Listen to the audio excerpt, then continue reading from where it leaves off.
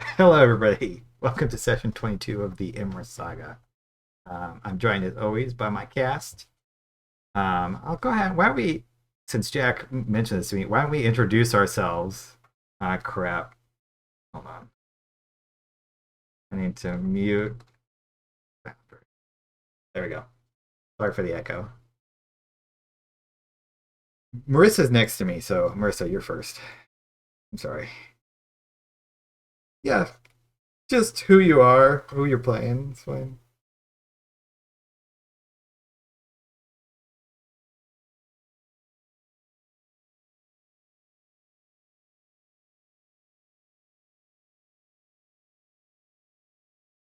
All right, Charlie.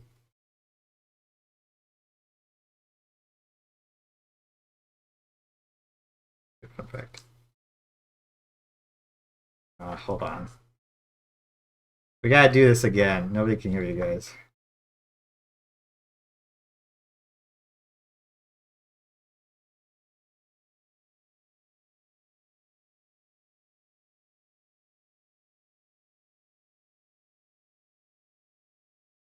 I know what it is. This is why we have do this sound anyway. checks. We'll fix it We on the can night. try. There We we go. can't leave it like that. Nothing's happened. I need to buy an audio mixer. That would save me headache, I think. Okay. Puppy. They were trying to introduce themselves. Marissa, I'm doing it again. I'm committed. Marissa, can you do it again?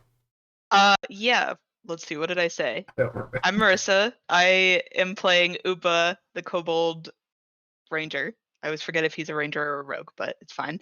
And yeah, I do audio stuff as my day job. And you have Marissa should be the one doing this, not me. Charlie, go ahead. So I'm Charlie. I play Sulveran, the Gathite Cleric. This is my interesting fact. And I teach Great impressionable fact. young children. Okay, that's a weird way to phrase that. Jack. Jack, I play Will. I don't have an interesting fact, nor do I have an animal to substitute as a personality. So that's it. I don't know where my cat is actually. You're just too far. You're the cat. That was catty. Terrifically catty. Mm-hmm. All right, Sean. I'm in that mood today. Hi, everybody. I'm Sean. I play Alveron, the human swashbuckler. Interesting fact. Oh, wait, is my personality coming downstairs? No, but she doesn't want cuddles. Never mind. Interesting fact is that I taught both swing dance and reproductive health in college, which often led to confusion multiple times because people knew I was in charge of both and were confused when they showed up to swing dance thinking they were at Swingers Club. Not making that up. That happened at least twice. All right. Everything's downhill from here. Everything. Right, And now I'm Sarah. going to go outside and pick up my food like I warned the GM about 2 minutes ago. Your hour-long food has finally arrived. Hello, this is Sean Planks. That's so professional the way he answered that phone. Thank you. I answer the phone that way when my mum calls, just to make her think I don't know it's her calling. I She never really use hates my last it. name. Sarah, go ahead. I'm Sara. I play Medea, a Oath of the Ancients paladin. And a fun fact about me is that I can do a backflip and break my ankle at the same time. I've done it before. Yeah, I mean, That's like in D&D terms, you Yes. succeed the acrobatic check, but you fail the Constitution save. Mm-hmm. landing. All right, last session to get into the actual stuff. You guys had went up against the Narangor Helcarthak, who had been ruling the lost city of Tal'Losinan for some time, or just occupying it. There is a big showdown. All the demons were at disadvantage, so they were having a hard time hitting you, but there was a lot of HP to get through, and he brought all of the enemies back at one point. The final explosion knocked a lot of people down, but the right people stayed up, which meant that you were able to get everybody up without too much issue. As you can see from the HP totals, some people fare better than others. That's what these little bars right here. Will Did we even have a taken fight? No damage at all. No fight happened. using I think the next fight we dodging should with the hold whip. Will in front of us like a shield. Yeah, I have good point. the highest potential AC, so you should do that. Yes, I've been saying that. That is what Will has been with saying. shield, yes, you do. I mean, Yeah. I to have a be lot of spell fair, slots to waste. Medea got their ass kicked, and Sulveran is still lower. Yeah, it's because we Paladins. wanted to heal Medea after. Yeah. Sulveran's is like, After the battle ended, you guys went down beneath the throne to where you know this treasure room is supposed to be. Finding this moat, this sort of egg-shaped point of dark and magical energy that Will was able to dispel using the higher level spell scroll of Dispel Magic that you had been given. There's also a doorway, which Alveron and Ort, your friendly Kobold Cleric PC, managed to open up, revealing inside vast stores of treasure, which we're now going to get to. So, you guys have just opened up these doors.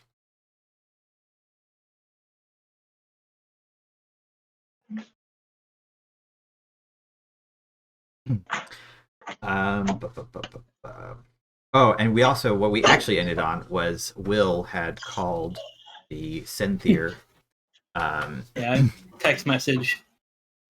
using sending, saying that the job, that the berry should be down and everything like that. The double checked what you said specifically. Exactly, I had written. I know what her response is. There it is. Okay. You get a response back in your head almost immediately. Well, that is very, very good. Are you able to get out with the teleportation scroll? We will be sending some men shortly to hopefully a very near spot to you. That's the end of the message. Will considers how many words it would take Will to, at the start of every sending, have a disclaimer. I cannot respond to anything you ask me. Because I have no spell slots left for this. We still have the scroll of sending, I think. No, I used that to test that the thing was through. Okay. I used a scroll and a spell slot because I didn't have an extra one. Did we level up right this second, like that fight? We feel the power imbuing us because I have an extra 4th level spell slot. If that's the case. No, this is technically happening afterwards. I'm just having you level up now. Well, sad times for the Senthir. No answer. All right. But you've informed them, so they're going to be teleporting some people in shortly to the city somewhere. They don't have stuff from there, so it's going to be kind of a crapshoot where they land. But there will be warriors following up shortly. Meanwhile, everyone else has just entered into this room with fabulous wealth and treasure. Why don't I get an investigation check from whoever is leading this search of everything? And they can have advantage from one of you. Oh, I'll lend that advantage. I definitely have the highest investigation. But I'm happy for somebody else to do it because I was dispelling the moat. But otherwise, I'll do it. And can Uba even investigate as they just charge in and dive into a pile of gold coins? Is there any investigation? They're probably shaking, barely restraining themselves from charging in. This is the most draconic thing you've done yet. Uba is a boo in the Cave of Wonders. So it's not like stacks of gold. This isn't quite like a dragon's hoard or anything. It's a little bit more organized than that. There are chests and boxes, but lots of stuff is on display very clearly, very prominently. Most notably, you see in an alcove with a number of artistic reliefs, kind of tripartite, this area. Lying next to one another is a beautifully crafted bow and a beautifully crafted longsword. The longsword seems to shine almost with its own internal light going back onto you. You can see carved into it the relief of what seems to be an Elcar battling against kind of more conceptually darkness. Rather, it's not like an entity, but just kind of standing up against this, and that's done in darker metal from the brighter stuff. The longsword has gems in either of the guards ends, as well as at the base of the pommel, that are huge, brilliantly bright sapphires. Sorry, this is going to be a lot of description. Oh no! Yeah, Description of you can cut treasure. some stuff out if you want, Andrew. I'm We don't need writing. I'm writing it all down. Sorry, Just tell us exactly what we get, and don't describe any of it. I said sapphires. I meant diamonds. This sword has diamonds on each of the things. The handle is also wrapped in red dragon scales. Everything seems to be made of mithril on this particular sword. Yes. Do you want us to let you describe everything and then ask if we can make history checks on everything? You can ask for history checks as I'm doing it. That's fine. All right. Can I make a history check about that sword? Sure. Can I also make one or give advantage? Yes, you can. Okay, I'll just give advantage. That's faster. Okay. I will roll a second time then. Oh, that was very nearly a 20. 17. You have heard of this sword. It seems to match descriptions to you of a very famous sword that was carried by Elcar Andor, the namesake of the Elcar. This sword's name is Angringle the Glittering. That's really all you know about it, other than it's supposed to be a very powerful magical, probably you would say artifact. Angringo. But beyond that, you're kind of a 17 doesn't give you that much. I think Will says, I think probably we can take most things, that sword in particular. Firstly, I'm not sure that any of us would be able to use it. Who knows? But I think that might be important to the Senthir. Lee?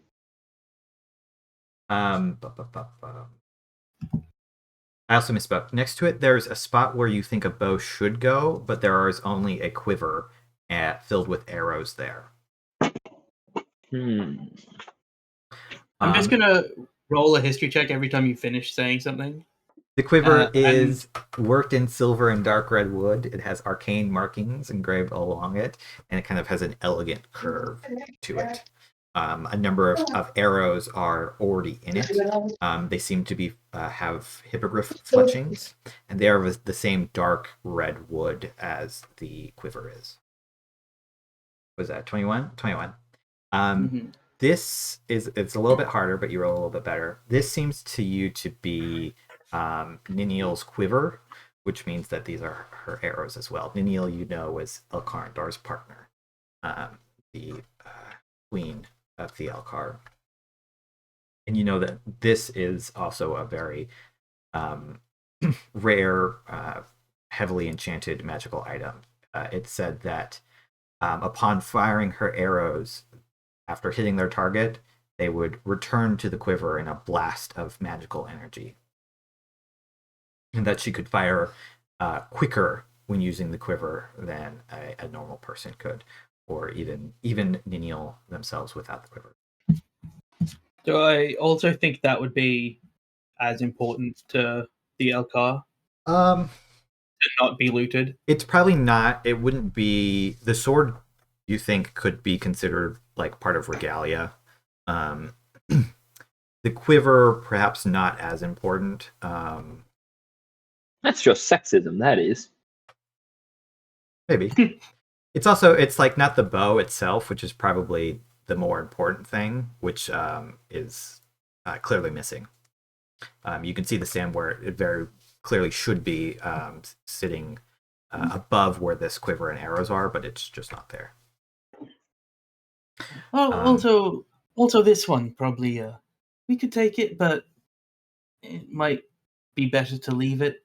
It is a returning arrow quiver, for lack of a more no precise word. understandable term.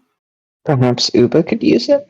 Yeah, Uba's like at this point has gone up to wherever it is. If there's glass, their like snout is pressed up against the glass.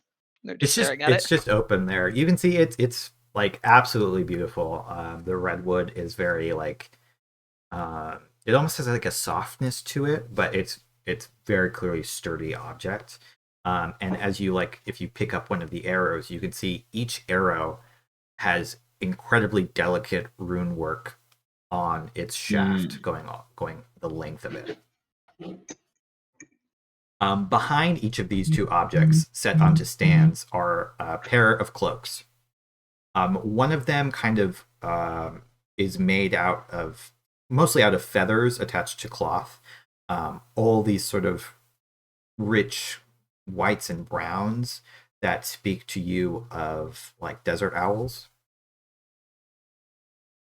The other one, also the right around the hood, you can see it's like down feather, so it's fluffy.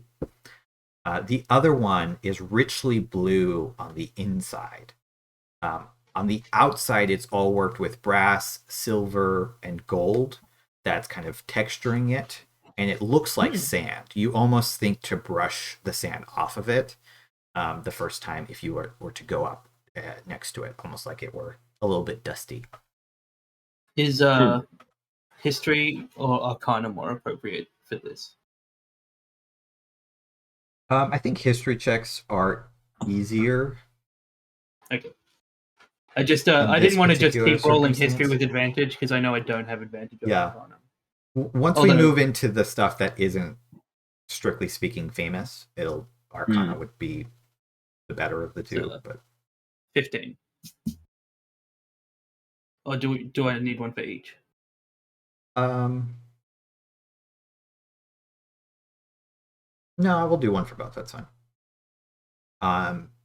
Given their placement, you kind of are looking at that. Yeah. You know that it seems like each of these cloaks corresponds to the quiver and the sword.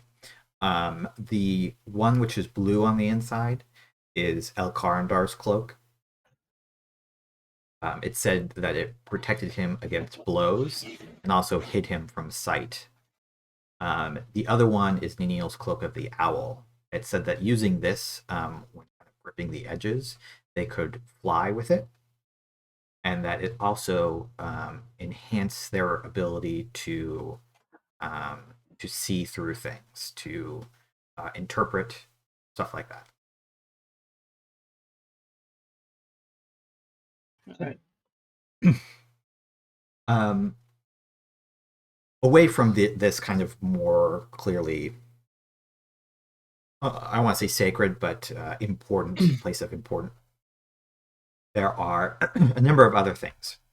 You see prominently displayed, there are two sets of armor kind of fitted onto mannequins. One of them is a full set of chainmail. The other one is a chain shirt. As you go up to them, it almost seems woven to you. It's so finely crafted, and the patterns of the rings are so intricate. Both of these seem to be made of mithril. If they are enchanted in some way, that would require a check to know, but that much is obvious to you, or at least obvious to Ort. He will tell you. One check for both? One check for both is fine. As you're making that check, I'll keep describing. Attached to the chainmail one is a belt that is done up in silver, with large flowing belt buckle and flowing silver texturing all along the leather. That will require a sword check as well. The armor, it seems to be enchanted as you go to pick it up to be even lighter than normal, even lighter than the mithril would normally make it. And based on that, you think that this chain shirt would feel, if you were to wear it, would feel like just wearing a normal shirt. And that the chainmail would feel significantly lighter and less bulky than it normally would. So mechanically, because you did roll a 19, the chainmail has the benefit of being mithril, so there's no strength requirement. And my homebrew mithril thing is you can add 1 to from your dexterity mod to its AC, as long as it's not light. This is so expertly crafted, so fine, that you could add 2 from your dexterity modifier to your AC for this particular chainmail. And then also no disadvantage to stealth either. The chain shirt The chain shirt is the medium one, right? That's correct. And the chain mail is the heavy. That's correct. The chain shirt, this is essentially light armor, despite being a chain shirt. It has no cap on dex mod. And you can use it even if you're not proficient with medium armor.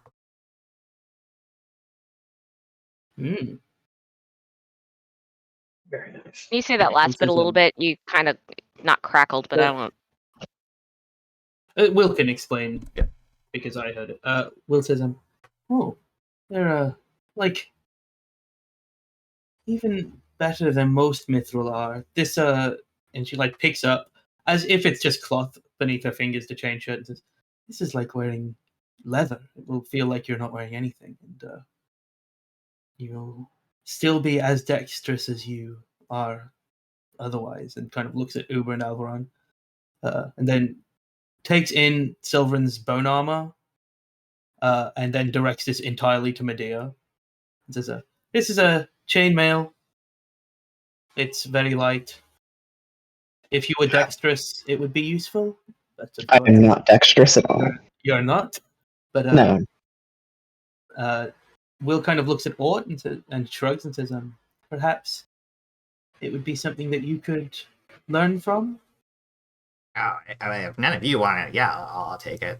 I mean, Sulveran, you could probably use it. Like, your bone is very loud. This is much better. Much better. Sulveran has made the choice to remain in the loudest armor that anybody's ever worn.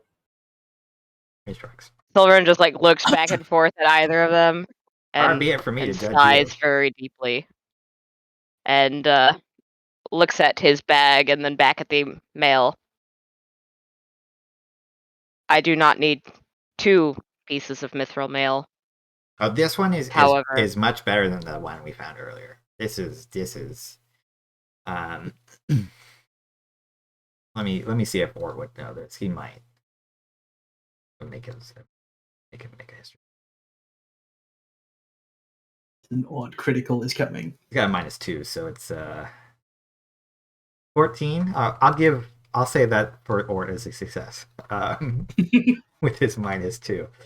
With his caudal knowledge. Yeah, I mean this is the armor. Like this is his jam. This was forged by the Elcar smith Varalin long ago. It's one of the chains of the Lords of Tal'Losinan. These were owned by Elcar and Darkfell. At one point.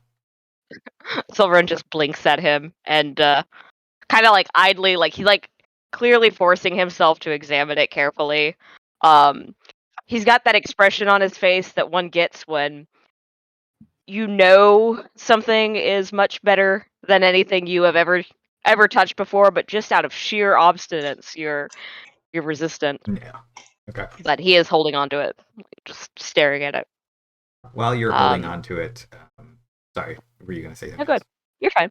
I was just going to continue. I think he was just going to say to Ort, would you like to examine or study it? Oh yes, but you could still have it after. He goes to yeah. Sulveran stows it for then. In his hands, and look at the patterns.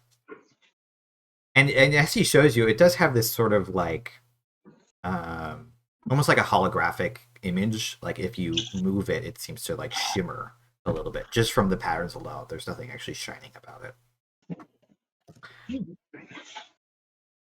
As you begin to look through other things, there's chests full of electrum, gold, and platinum. I mean, I will grab an enormous amount of money. like just as we're looking. Like handfuls of money, I'll just put into the thing because like that's part of our reward for this. But I'm not like cleaning out any individual chest. Okay. As Will is doing this, Sulveran just kind of like leans over to her and far be it from me to question, but will the Senthir, and he just gestures, mind? The Senthirs existed for the entirety of her life without any of this wealth. So to get it back with 10% missing, I suspect will not unduly hurt her. Plus, we got to bribe Uber to get out of here with something. Sorry, did you roll on the belt? I did. It was a 15. 15? Okay. Because I am rolling not good. Too bad. Be so useful. The belt is enchanted. It seems to be a powerful enchantment. You also remember seeing the Senthir wearing a very similar belt, but you're not exactly sure what it does. Can I grab it and look at it? Will does like a good belt. It's very fine. Like, the work silver, the craftsmanship is excellent. It's definitely enchanted. Will is going to hold on to it as we're walking around and see if Ort has the capacity to identify it. That company's. He can cast Identify. He does have one first level Pokemon. This is my punishment for hating Identify as a spell and not copying it to my spellbook.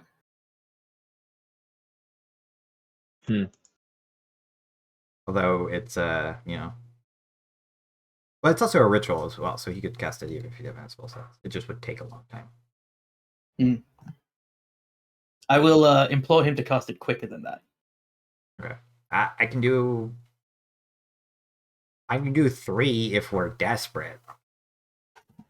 But that will be like I'm done with no spells. Just this one for now. I'm curious. Okay. He will busy himself casting Identify. It still takes a minute, but he will try to do that quickly. Try to do it quickly. While he's doing that, you do note Medea as you're kind of leading the investigation, looking through everything else. There are some things which are missing, as in like there are places for things, but those things are not here. Much like the bow. Probably, you don't think it was stolen. The room was still sealed. Probably it was just the things that they grabbed or people had on them when they left the city, kind of thing. Like, that sort of thing. Yeah. You do, however, find a couple other interesting pieces. There is a ring that seems to have it's made out of black substance. You think maybe obsidian, but worked with gold around it, with images of a person running, kind of like on each thing, and it spins. It's a fidget spinner, technically speaking. And if you do that, you can see like a person running, that sort of thing. But it's kind of set separately. It seems to be somewhat important. Nearby to that, there is a. Nearby to that, I'm just going to describe everything, and then we'll do what Sure. each thing is. I'm doing it at the time, and I'll note what everything's for. There's a silver circlet. It's not straight around. It's almost like did a little bit, so it kind of sits down and that with a ruby set in right on the forehead, which definitely seems to be enchanted to you. That one rolled poorly. You also find what seems to be it's like it almost looks like a baton. It's this purple rod that has 2 glass orbs on either end, which seem to swirl with magic, or this sort of purplish mist. Those are the 3 other kind of interesting looking magic items that you find. Okay. Will you know for a fact, with your 20, that ring is a ring of stolen alacrity? If you aren't surprised while you're wearing this ring, you can use your reaction when you roll initiative to spin the ring and speak its command word, which you would have to identify it to learn what the command word is. But so you'll use this after everybody's rolled initiative, but before anybody's gone. You choose a creature that's within 30 feet of you that's also rolled initiative, and you can swap their initiative with yours. If they're an enemy, or one of the PCs doesn't want to do it, it's a DC 13 charisma save. Otherwise, you swap initiatives. Once you use it this way, it can't be used again until the next day. All right, Will like picks up the ring and slips it on and like starts spinning it, and like just something in the rhythm that she's spinning it is reminding her of this story that Vesta told her years ago on the ship, like most of a decade ago on the ship, and was like this ring. In the moment that things become deathly, if you were to spin it and speak its magic, you could steal the awareness and alertness of someone else. And like spins it, and it's probably too big for her finger before she's like anyone's attuned to it. And she spins it, and she just pulls her finger away, and it like spins off her finger into her palm. It doesn't require attunement. Oh, great. She goes to do that, and it like catches on the knuckle, and she looks down at how it's resized. She's like, and it doesn't require any attunement. But I think she lifts it off her finger and kind of looks at everybody, and having Medea just said like about how undexterous Medea is, she goes to flick it to Medea and then thinks again and goes to just hand it to Medea. Medea takes a second. Lost. He is like, we'll have to have Ort get the command word, but this should come in handy. The circlet, you don't know. It's magic, I am though. Going to write in my notes that it's a hat. Magic circlet. The rod, however, is quite interesting to you. This is what's known as a warp anchor. So you can actually, you know this, you can use an action to speak its command word, which again, you'll have to identify it to figure out what that is, to split the baton in half, or the rod in half, or the same thing to recombine them. When you're holding one of the split ones, you can speak its second command word to cast teleport, and it will teleport you to wherever the other half of the rod is. Even if you're on another plane of existence. Once you use it this way, you can't use it again until at least 12 hours have been passed while the two ends are recombined. You have to recombine it again, let it sit for 12 hours, then you can do it again. So it's a nice way to port back to a specific location. Does it teleport multiple people or just the one person? It's the teleport spell. The teleport spell focused on that spot. So can the teleport spell catch multiple people? Yes, it's the teleport spell. Yeah, that's okay. I can output the teleport spell for you to look at in Foundry if you like. It might use the scroll. Let's not do that.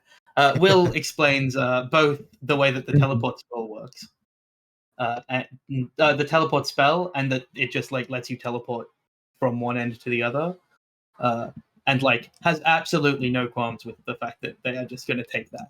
Like as a group, that is theirs now. That's like just way too useful to leave behind. Yeah, this is slightly important. If it's in a space where not everybody will fit, it will count as a mishap on the teleportation thing. So if not everybody can fit in this wherever the other half is being held, it will count as a mishap for everybody. Okay. But he is going to say aloud, well, if we do decide to go up to that city, we'll only need transportation one way up. Will nods. Says, has a even if we don't have it anchored somewhere, it certainly has other uses. And she's like, her mind is running of things that you could potentially do with it. This is, I mean, if we were going to rescue him from the prison today, we could evacuate him immediately. That's true. Yeah, so Will, I think, probably pops it into her coat instead of into the bag of holding. And I actually made everything things for Medea? these, so I'm actually going What to drop about- this into your inventory. What about the gold? Gold's on board. Yeah, there's No? a bunch of gold. And then Medea has the ring. I'll do that instead. Yes. I also, Ort has finished the identify. I think that Uba is going to have a struggle of like, I probably shouldn't take this important artifact, but then immediately take the quiver. It's a I like brief that- struggle. Yeah, Uber resolves crisis of like conscience very quickly. Will probably says I didn't put the quiver in Foundry. I honestly thought you weren't going to take it. Yep. I'll have to add Will it. says, I was going to say, Maybe- you can't dangle that in front of Uba and expect them Maybe, not to take it. maybe you should ask the Senthir how valuable it is. Perhaps that thing is worth several thousand gold. Maybe that will be counted as your favor. Uba thinks about it for a second and says, perhaps this item was actually lost to the demons. You know? This incredibly iconic looking item. Sulveran just stares how at would them. you It's just that hide- long. How would you hide that you're carrying the long lost quiver of the mother of the Elkaran people? Uba sits there for a second and then does not have an answer. Paint. If pressured enough, Uba will put it back. I'm just imagining like GTA 5 logic on this. Like Uba just takes it, comes out with a new coat of paint. Yeah. Uba yeah. has slightly longer hair. Just totally. Maybe Uba goes if into a you car leave- Uba has hair. yeah. Uba, what if you left the quiver? Also, that certainly requires attunement. What if you left the quiver, but you took this cloak that lets you fly? Uba thinks about it for a second and is like staring really hard at the quiver, but then sighs and says, oh, you're probably right. It would be missed, and then reaches out a hand for the cloak. I agree with every word you said, bar one. I would ask if anybody else, or if Will is fine with the other cloak, or if anybody else wants the quote unquote Elkarandar's. What was it called? The Desert Owl cloak. The owl No, cloak, I the think, is the owl one cloak Uba is has. Lineal's. Oh, okay. The flight The- one. The desert cloak is Elk- the other one. The Okay. desert Yeah. cloak. Yeah. Will I mean, Will wears a very big coat and doesn't necessarily feel the need for a cloak, and also is curious about this belt. So, like, You don't know what it does if yet, nobody either. else will take it, yeah. But I'm curious. Yeah. Will's curious about it. Will likes belts. No, I meant the cloak. I think I'm interested in the. We're talking about the blue inside, metallic outside one. Yeah. Then Medea- the outside one, right? Andy. Yeah. It is metallic, but can't texture. Also, definitely, Alveron, since Uba has claimed a cloak, you should take that incredibly fancy armor. Oh yeah, the Oh. chain shirt. The chain shirt. That That would Yeah. improve your AC. would be nice. Says Deadpool. Or Everyone sits what here and is- kind of has a meta smile for a split what's- second. That'd be nice. Or voice, your What's character AC, sheet will be or- better. Oh, it's this thing it's this measurement system I use to determine how hard you are to hit. Oh, I have a chart. See? Can I? what, it what was- does this bit where it says THAC0? You don't have to worry about that. That one's from That's been previous crossed edition. out. That was That was an alt From the system. dark It didn't times. make sense. If I finished nobody- identifying the belt. What does the belt do? This is the belt of Elkarandar's chosen, or rather, a belt of Elkarandar's chosen. Have you heard of a belt of dwarven kind? Maybe that's the easiest way to explain this. Do I need to roll my expert? Yes, please Arcana roll to the an side of Arcana. that? Really? I have an expertise in this. You could roll a 1. Yes, you I definitely. know. The that belt was of what I was worried elven about. kind. It's similar. Yeah, you Oof. could say it's a belt of elven kind. It increases your dexterity by 2, maximum of 20. Oh shit. Is that all it does? I'll go out of order, please. You have advantage on charisma persuasion checks against made to interact with Elcar. Additionally, your hair will slowly begin to lose color, and after a week will be completely white. Taking off the belt will not turn the hair back to its original color, but new grown hair will be of the wearer's original color. If you aren't an Elcar while you're wearing this belt, you have advantage on saving throws against being charmed, and magic can't put you to sleep. You gain dark vision up to 60 feet. You can speak, read, and write in Elvish Elcar. Oh shit. Yeah, these belts were made for the most worthy of Elcarandar's followers. I think the Senthir and the Suthan each have one. There's 2 that the royal family keeps, but there used to be more, and they were thought to be lost. It's pretty nice. As he holds it out to someone. Will explains all of that, and her interest in the belt wanes deeply at the oh, your hair will My turn hair. white. You're like, oh. I like my hair. Sulveran just You like gotta flicks his consider white fashion. mohawk over his shoulder and kind of examines it. Oh, But it makes you more dexterous. but But it does Alveron. require attunement. Yeah, what about Alveron? How does Alveron feel about this? Like the distribution of everything so far. The belt. Is Alveron interested in the belt? Because this seems like a him item. I don't really do a lot of reading and writing. I'm sorry.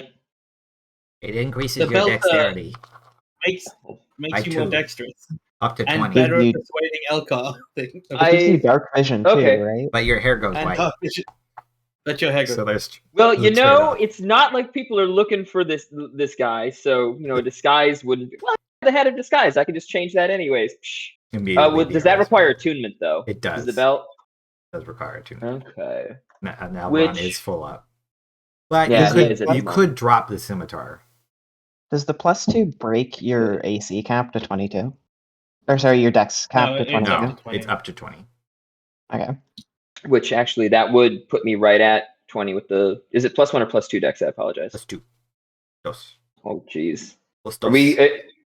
All right. So I just want to check though. It seems like Alveron's getting the chain shirt,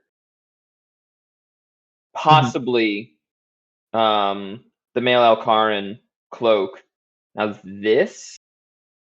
I think it depends on what the cloak Yeah. does as well. Yeah. But I'll ask- this makes most sense for Alveron. Will Yeah, could it wear it does. and it would increase. It would be good for Will. Will's not willing to have her hair turn white. You gotta So consider Will the knows- fashion.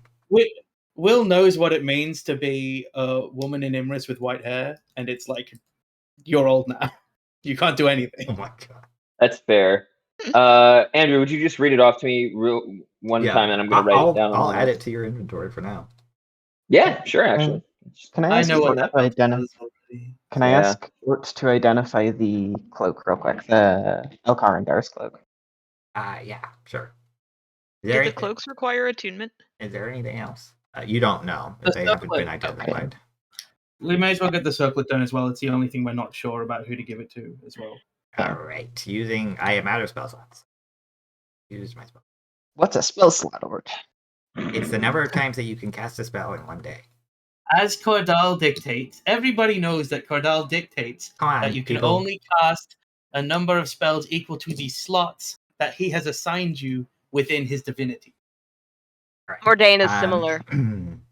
This is a focusing circlet. While wearing it, you gain a bonus to your Constitution saving throw that you make to maintain concentration on a spell. The bonus is equal to the spell's level, up to a +3. Will looks at everybody else and it's like, probably Really? makes sense for me to have that. Probably.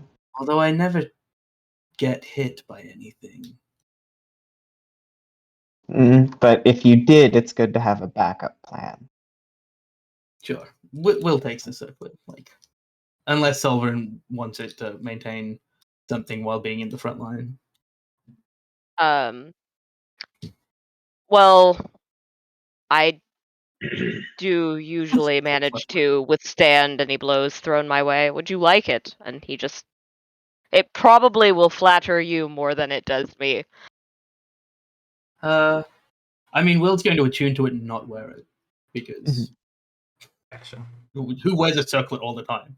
But sure, I'm happy to wear it. I think it probably makes sense for one of us to have it. But yeah, she'll tuck it into a pocket. This Carter's Cloak of the Desert. While wearing it, you get in +1 to your AC bonus and saving throws. Additionally, it functions like a Cloak of Elvenkind. So it gives you advantage on stealth. And disadvantage for people on dex perception checks. Well, That's it incredible. does seem like, Alveron, you're going to also get the cloak. Uba doesn't have use for that? Uba already has I advantage have a cloak of Elvenkind. If I wore it, my armor wouldn't make me nearly as disadvantageous at stealthing. If so, I mean, there's one point to make. If Uba had the cloak, they could drop the Talon and their Cloak of Elvenkind because it combines those things, so they would free up a slot for them. But That might be nice. Maybe we could trade the cloak that I got that allows me to fly. I mean, if the cloak that enables you to fly is up for grabs, the two rogues could have that, and Will could fly. Yeah, I feel This is like true. Uba actually probably wouldn't want to fly that much. They don't really like heights, so. Well, so if you're both going to take the advantage on stealth check ones, which makes sense because you always make the most important stealth checks, Medea can already fly. I suspect that Sulveran might not want to fly. Oh, Sulveran can fly. Sulveran can already fly? Well, then Will is the other option. But if Will is taking that cloak, I think Will's What'd you roll on the inclination is to cloak give again? Sulveran the... It was high, right? 21? Hang on, I rolled on both the cloaks. It was my second roll. 15 for the two cloaks, I think.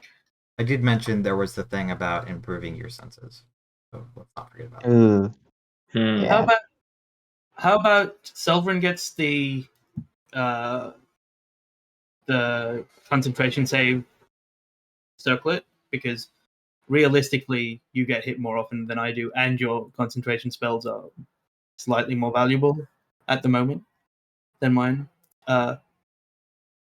Uber gets the fancy Elcarinda's cloak. Alveron, you get the other Cloak of Elvenkind. Will gets the feather cloak. Medea gets the ring and the Talon. What is the Talon? It's like a +1. It's a Talon of Protection. Yeah, you can have the Talon of Protection. Uba got it from... I'm forgetting the dragon's name. And Sulveran gets Iracondus. Yeah, so if you want that, you can have it. What does the Talon of Protection do? It's just It's AC. It's a ring of protection in a necklace. Yeah, that works. Yeah, that definitely works. Yeah. So Alveron's getting the chainmail and the secondhand cloak now. Well, all of this stuff is secondhand. But... The chain shirt, the in belt, some sense, and most then of the stuff you're wearing is secondhand. The chain shirt, the belt, and the cloak of Elvenkind from Uber. Yes. Oh, so I'm just getting the regular Elven cloak, regular Elvenkind cloak from you. You're taking the... Got it. Yeah. Okay. Because it'll give me an extra attunement slot that isn't filled. Is everyone... Yeah, the Cloak of Elvenkind requires attunement? Mm-hmm. Gotcha. Is it fine if I just add a Ring of Protection and substitute of the quote-unquote Talon of Protection, Andrew? That's fine. Is everybody happy with that split? Yes. I'm more than happy. Honestly, Will can still have the circlet if she wants it, and if you want it, because I do have advantage on con saving throws now, and I'm at a 16. Yeah, I will also We will be exactly the same next level. So, Okay. and I do think that your stuff, like Spirit Guardians being up, is generally more important. Like, will avoid being in situations where it's necessary, and if it changes and like the way that we're operating changes, they can just talk to each other about it. Okay, yeah. So Sulveran is just gonna like gracefully like crouch to have that circlet, like, and he's just looking at the circlet like this is odd and small, but he will don it agreeably. I don't think he realizes that he could just like attune to it and put it in his inventory, like in his bag, and it'd still work for him. I think he just assumes that he has to wear it for it to work. You crouch in front of Will for Will to put it on your head, like it was ceremonial. Like a No, he coronation. just like dips his head like. All right. Very well Will then. put it on your head and not sneakily like misalign it in a world where mirrors are rarer. Yeah. Okay. What does the Claw of Protection look like, by the way, Andrew? The talon? Yeah. I had described it earlier. It was it seems to be just like the very end of the talon of a dragon. Kind of it's not like super fancy actually, but it's wrapped to a fairly fine leather strap that is dyed green, and it ties up in the back. The talon does have a couple runes carved into it along the keratin. Okay. Yeah. Oh, I think we've split things up as well as we can. Should we head out? Are we going to grab some of the gold in this place? Uba is already started to shove fistfuls of gold into their pouch of The holding. two people with bags of holding have already been grabbing gold this whole time. Okay. So like, oh, really? Magic items? That's fascinating, guys. Keep it coming. Keep it coming. Yeah. But Medea and Sulveran have walked through, like Medea leading the investigation, but the rest of us have just been like, handful of electrum, sure, into bag of holding. Alveron like definitely had Yes. like pirate instincts turn on, but then saw that other people were pirating really hard, and he's like, you know what? I'm not gonna engage in stereotype right now. I'm gonna. We should. Medea in Pull their head is myself back. thinking I should get a bag of holding for myself when I get home at this rate. So the way I'm going to do this is everybody who's chosen to take money, make a wisdom saving throw. Oh God. Oh, what kind of horde of what? smog shit is like about this. to happen? I don't like this. Do I get? I would like to take gold. Make a wisdom saving throw. Is the pirate the only one who takes gold? Jesus Christ, these rolls are awful. Are we about to get killed by some gold? Incredible. No, it's not that bad, unfortunately. Do I succeed? Okay, I know we always do fails on one. Lord. Oh, and then Alveron and Sulveran are abstaining. I was like, I saw other people that I was like, oh, I'm good. Well, okay, Will and Uba have bags of holding. So as you guys are kind of taking this up, you're getting to a point where you realizing you've taken like half of the treasure here already. As you start to like look around, which is right around 8,000 gold pieces, 1,000 platinum. What's it? 4,500 electrum between the three of you. Jesus, it's a lot of money that you've just taken. None of you had any control over yourselves whatsoever. Sounds about right. Will looks at Uba and like probably doesn't even think about the fact that somebody else had been taking money. Looks around. You also took Lord 8 500 GP gems. Sorry, excuse me. 10 500 GP gems and 6 1,000 GP gems. Oh yeah. Perfect. Okay. I mean, yeah, if Will notices that half the treasure's gone, looks at Uba, who has like a bag of holding that is like currently probably getting something shoved into it, and realizes that she also has, for like the last 10 minutes, been every 20 seconds or so grabbing like coins. I think we'll say to Uber, You guys You got a glance lot of back gold. at you got a lot of gold, right, Uber? you guys glance Uber back just- at Sulveran, Alveron, because saying they're like empty-handed, just looking at you and or holding one gem. Like, Perhaps we should split this up more evenly. I do know that. Will's going to empty the bag of holding back out. Like, if we've taken half the stuff, that's far more than Will intended to take. So, Don't I am not delve too well learned greedily in and too deep. mathematics. Go ahead. Sorry, I said don't delve too greedily and too deep. Yeah. So, what is the result of this wisdom saving roll that we just did? That wisdom saving roll that nobody made. Oh, Okay. If you had rolled Uh, higher, I was going to say that you only took like a more reasonable amount. I Okay. think Uba will not dump out their entire bag of holding, but a fairly decent amount. I'd say they dump out like half of what they took. You'll keep about 2,000 worth of GP. That's about it.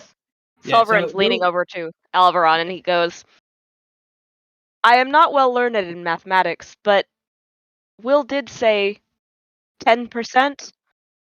Does this appear to be 10% to you?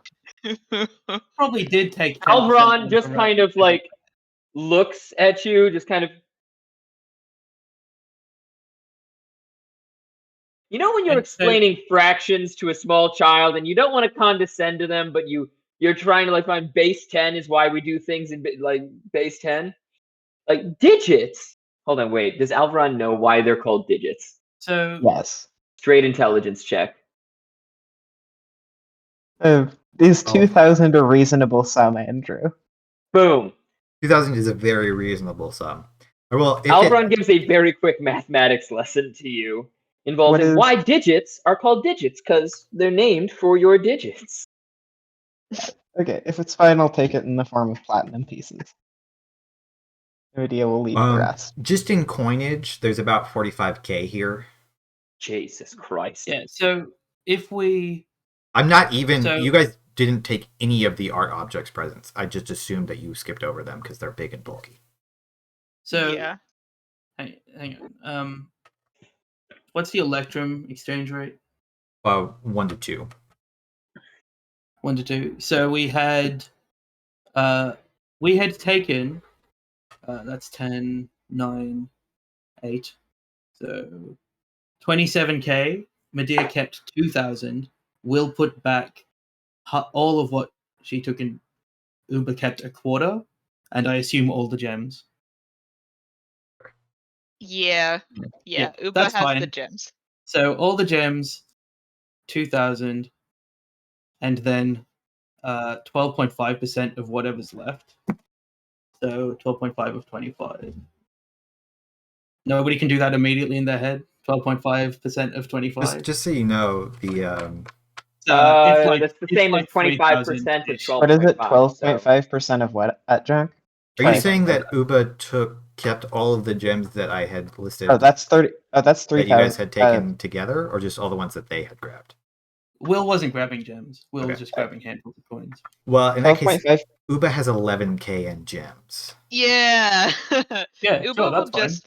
I'll say Uba will just take the gems because they're like Okay. not only are these Works valuable, for but these me. are very shiny. All right. Well, if Uber is putting back all of the money, and Will can like kind of tell that, then Will also grab some money. Also, like 12.5. 12.5% of 25,000 is 3,125. Thank you. Accounting. yeah. AD. We'll take 3,000. Like will grab 3,000 in platinum and electrum. Like that means we've taken a total of 5,000, and Uber also looted a bunch of gems. I think Just that's reasonable. We'll take 6,000 to make it very easy to split up. Right, 6,000. Everybody gets 1,000 gold. yeah, that makes sense to me. Alright, so we'll split that among everyone. So I assume we'll just do it in platinum pieces for ease. Wait, so Uba's getting gold as well? Or platinum? Yeah, I think that there's no way of us knowing that you have 11,000 gold worth of gems. Muba just took those shinies, Yeah. Okay, Okay. so what is that in platinum? 11,000 gold is. Well, you Uh, still have it in gems. You have to sell the gems. It's very Yeah. important. You gotta Oh. find a gem fence now. Right, but the 1,000 gold that we're 100 getting. pieces of platinum. 100. Okay. Well, now that we've gathered everything, should we leave? Uva nods vigorously and says, I would like to get out of this sandy, disgusting desert. Will also nods and then just waits to see if anybody else has a plan to get out, or if it's entirely beholden on Will succeeding in casting this spell. Should we wait for you to have more time to All right. prepare for casting That was out, me, not casting the Alveron. teleport out? Or It's not really going to make a difference, the amount of preparation I have. Hmm. can anyone here Reading from aid a you in scroll. some way? Sure, I could be blessed by a god. I'll say a quick prayer to Syl and hope that Syl blesses me in my moment of need, and she does not. Can I? Oh, no. What exactly does this? What are the risks of this scroll? If I fail to cast it, it disappears, and we have to walk back. I mean, Not the worst. If I They should be succeed in able to- casting it, it should be fine. yeah, but also like after a rest, you should be able to do ascending, right? And tell them, hey, can you come pick us up? Sure, they'll be here by then, but they gave us this teleport scroll to Gotcha. get back. I think you can do it. We could. Oh, I stay also on. think I can do it. I'm just letting everyone know. I'll ask Ort for a guidance since Sulveran seems to be withholding. I was just writing down what. There's slot talking. So the 1K gems are the first group. The 500s are the second group, or what kind they are, in case anybody cares. Yeah, I can guidance you. Cordell, we've done all this crap. Let's get home. Will racks her brain for any other things that could help in making this easier. I don't have anything. I suspect even if anybody did have enhance ability available, they wouldn't have spell slots. Can I don't want to ask something that sets a precedent, but can I put a 4th level spell slot into the attempt to cast the thing to get a boost in casting it? I don't have a 4th level spell slot. I didn't level up yet. Yeah, I thought you were tapped. I was thinking about it. I have. So, exactly but the question, in case this comes, the question is, can you spend an extra spell slot to get better odds on the D100 roll? No. It's can I spend a spell slot to get a bonus or a boost to the roll to see if I successfully cast from the scroll? That's the problem. Oh, okay. Sorry, I thought you were talking about something else. If it's a spell that you... Well, no, because then you wouldn't have to roll.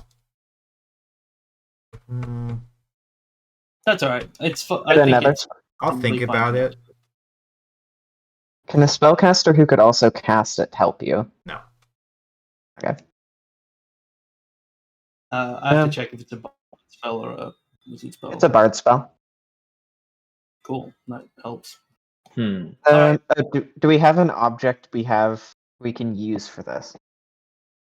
Yeah. Will I've would got know a that. scroll of sending from Mel's Tower. Okay, yeah, that works. I mean, it's blank now, but Yeah. it did come from there. All right. Give me a second. Just forget what kind of roll this Does is. Bless work on this? No. That's the other one. Okay. Well, let's go then. Just a straight ability check with charisma. I mean, does Bless work on this? I thought it was It's a not. different. Bless doesn't check. work on ability Don't even check. worry about it. Don't even worry about it. I'll roll the guidance, but don't worry about it. I forgot that Will is good at things because I've been rolling badly for a little while. I mean, yeah, that definitely succeeds. I mean, it's it doesn't succeed by that much. That's the problem with casting teleport from a scroll. Yeah. So close. Okay, go ahead. You have an object. Yeah, I have the Okay, so you don't have to sending roll it. scroll that Mel gave us. So Right. As you all go to teleport, Sulveran has a quick thought of, what about the mounts? What about these horses that you brought? But it's too late as you teleport. Just resummon You their find mouth. yourself sucked into a space between space. Light flashes very quickly. It's almost like you're being just run through by a kaleidoscope before you find yourself blinking in Mel's tower. Will cracks her neck, like the feeling of teleportation, like really like getting to her. Like she's used to seasickness. She's not used to being shunted through space. Would anybody like a coffee? Oh, You all turn to I find would- Mel in a bathrobe. I would like a coffee so badly, Mel. You have no idea how much I want a coffee. I would like to go lay down and take a nap. I think Uba is definitely going to ask for a coffee, and they probably, even though they're, reptilian, they look very, very pale and are probably very nauseous from that. They would have never teleported before, so they're just kind of like, what the fuck was that? Yeah, no, Alveron's in the same boat with Will. Like, I can do seasickness, and I can do like land legs. But if you compress me, shove me Yeah, it's through the space opposite and of time, seasickness. right? No. Sulveran's squinting, and he's going to turn to Will, and then he's going to turn to Melf. I would enjoy a coffee. I would also appreciate if somebody here could notify the Senthir that there are a variety of mounts that have been left behind. Oh, don't worry. My scorpion probably is already on the way back. Yeah, Will does not look surprised by you mentioning that, but does know that teleport took the exact maximum number of people that teleport can take. Like, if we had one more person with us, that person was getting left behind. Just leave them the rod, or the half rod. It's fine. That's true. Anvil knows his way home, and he'll take the mounts with him. It might take a couple weeks for For them to get food? back, though. He'll take the mounts with him to Yeah, eat. when you said the scorpion is on its way, I was like, to clean up? I'm not going to make any promises, but I will say that Anvil is going to get home okay. That's rather impressive. It's not the first time this has happened. There's no sandstorm to worry about either. To be Should fair. we go? Should we go collect our bounty for the mission we just completed and then turn in? Coffee first. I think perhaps bathing first, before going to see she who would be queen of Tal'Anfagon. I am going to Yeah. drink my coffee in the bath. Here Uba you- not here you are, that's a Alveron. I have a fun different idea. philosophy That's- on that. I think we should show up looking as beat to hell and as dirty and unkempt as we are and be like, fucking did it, mic drop. This was hard. I mean, unless like we want to show up like all pristine and pretty like. Why would Also, you Alveron drop is the only mic? person at full hit points, so I would like to or show no, up. sorry, Will is too. But I think Will is right. I would like to show up looking my best. I suspect that the Senthir does not undervalue the job that we did. And if she does, we can have Uba regale her with the stories of our travel. Uba nods vigorously, but also says, I would prefer not to bleed on their floors. Yes. Will looks at the fact that Uba's slightly bleeding on Melk's floor and like prestidigitates it away. So, I probably should have asked this before you left. I know that none of you wanted to keep the sword or quiver. Did you want to take them to the Senthir? Definitely yes. if I think nobody that's a else great has. idea that Will definitely would have had, but Jack did. Okay. So You guys were in the room long enough that and it feels like something Will would have like thought to do. But I was reading so many things, I know it might have gotten lost in there. I think I as Jack had to worry more about stopping Uba taking the quiver. Sure. Yeah, so I guess we probably grabbed it. Medea's probably carrying them both. Okay. Good. Because they suit Medea's aesthetic more than Sulveran's. Melf, Alveron, your coffee. takes it, and there's just about 4 deep breaths of inhalation first. Before, at the moment that Alveron goes to drink it, I'm going to prestidigitate it to taste like rum.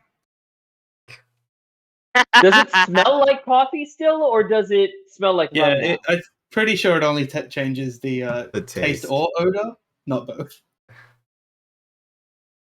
Okay. Because it's important to know which, to be absolutely sure how. But just now, Is this a thing this can do? takes Have I a forgotten? sip, eyes go really I wide, definitely and remember then that just being a the thing. entire thing just. Whoo!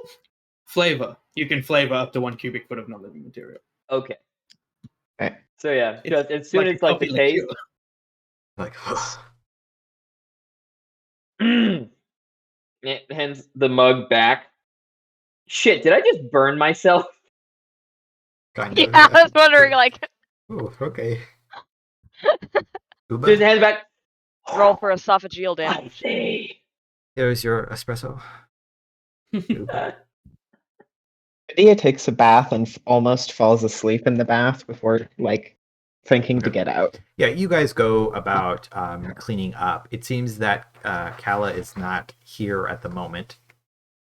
As you're doing so, Kala will say to Will, this is probably happening while you're in the bath, so everybody kind of splits up, cleaning, doing various things. Will is very clean because Will prestidigitates herself, like just clean generally, and never gets hit in combat. So she's fine. You're giving but it it's making back sure to, Kella has a to proper Kala. bath. I grab this. Is that okay? He holds up a pearl.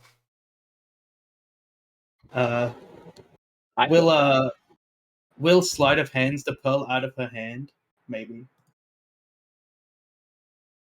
Will does like I'll give her a the roll. sleight of hand out of her hand, and then deposits it like Rollies. in with Kella's clothes. She takes it back from you while you go to deposit it. Well, no, We'll let me try have her this. roll the perception check first. Yeah. Yeah. No. Never mind. Will sleight of hands it out of her hand and goes to deposit on her clothes, and like visibly drops it and says, "I don't think you took a pearl." Okay. Do you want? Am I going with you guys? To the thing. Yeah. Do you want to, or do you want to have a day of resting? We're alone in a bath chamber. Like, Will's not giving a bath to Kella in front of everybody else. Yeah. That's an embarrassing thing for both Will and Kella. I don't know. I kind of didn't do that much. So if you guys are getting rewarded, then Do you remember the sandstorm at the start of our adventure? yeah. Do you remember that I was definitely not about to break down and run in fear? But you were just doing that for me, right? Sure, and what you said you were just doing for me. But a long time ago, I thought that heroes were just the people that swing the sword and fight the fight. But they're the people that work to get everyone to that point. The person that made the bridles for the horses that we rode. The people that made our rations. The person who, when you're in the middle of a sandstorm, says what you need to keep going forward. Everyone is part of the journey of a hero. And maybe today you didn't get to slay the demon, but one day, long in the future, when I am elsewhere and don't have to worry about it, you will be the one that slays the demon. And on that day, you should remember the people that did the small things that helped you get there. And it nods and starts to cry a little bit and places her head, wet hair, up against your chest. Will only But ever then, wears like- white and is just like, I don't like this. Sniffles a little bit. Okay. I didn't really I guess I'm gonna expect go. you have. Good. You deserve to be there. Also, that riddle you've been working on, Yeah. did you work out what it's about yet? No. Is it annoying you that you can't find the answer? Maybe. Sometimes you'll do things and you'll think there's an answer and there isn't. And you should never let it annoy you that you're not smart enough or that you don't know or that you're not the person to solve that puzzle. Because if you focus too much on one puzzle, it will be all you ever think about. The day you finish your apprenticeship, I'll tell you. So there's not an answer? No, the day you finish your apprenticeship, I'll tell you the answer. But you can't work on it between now and then, or I'll never tell you. You just look over at Okay. Sulveran while this is going on, just going, parenting seems a lot more complicated. They're than alone. I thought. In a private room. This is a private- Bathing. Oh, I'm so There's sorry. no baby monitor where people can watch this like intimate moment. That No, Callum everybody's and just Dia kind of standing right outside the door as this is happening. You've got like the different height heads around the door Yeah. just watching. So this very intimate moment. Will Okay. says, "Do you want to get new clothes for the going to the Senthir?" Ooh, yes. All right, I'll go out and find some later when you're sleeping, since you'll need to sleep early. Wear a fancy Don't have dress any of Mel's coffee. and be the prettiest person there. Well, you'll certainly be top three. Excusing you and maybe the princess, queen, whatever. Well, I was not counting me, but I appreciate that, Keller. I do like most of my compliments to come from people that are legally obligated to me. We leave that scene to get snapshots of everybody else cleaning up. Alveron vigorously scrubbing his face, cleaning all the grime, and rejoin with you all kind of looking freshly laundered. Milf left a note in each of your rooms along with a very fine suit of clothes that says, you read it all in his voice. I took the liberty of preparing some garments for you all, just in case. M. Nice. If I go to read it again, is it still in Melf's voice? Is this a spell that Melf has cast while writing letters? Because Maybe. that's a fast spell. Will like starts trying to focus on the magic of it, can't even find it, such as Mel's skill level. I think it's a spell of Old Spice. It requires a bunch of older spices, but when you use them, you read it in that person's voice. It's quite effective. Actually invented by a man named Freeman. If we're having a short rest, I'll attune to the cloak. Yeah, this can be a short rest, so if people want to attune to their new items. Did you Yeah. add it to my thing, or I meant to ask about that. You got the owl cloak, right? The owl cloak. Okay, Yes. I was waiting to actually give some of them because it wasn't clear for a little bit who was getting what. So I think who has the? Oh, I gave the anchor to Will. That's right. Do I get Song of Rest, by the way? I think everybody got everything. I think we're resting far enough apart that probably you can't. You 'cause the will rest is be drink- full healed before another combat. Yeah. Okay. I wouldn't. Andrew, could you add the mithril chain shirt? Yes, that's what I forgot. And then nobody And took then the the- chainmail. Oh, am I getting both, or who got the other I don't know. It wasn't chainmail is clear. Sulveran. Sulveran was. Sulveran gets Yeah. a chainmail. Do Very you want me to good or go not. down the list, and I'll tell you who got everything? I just wasn't sure if Sulveran wanted to wear it or not. I don't know if Sulveran's wearing it. But I'll put it in their inventory. All right. Also, how would I restore hit points for Kojin? Can I roll for Kojin? He has hit dice equal to your level, I think, in D8s. Okay.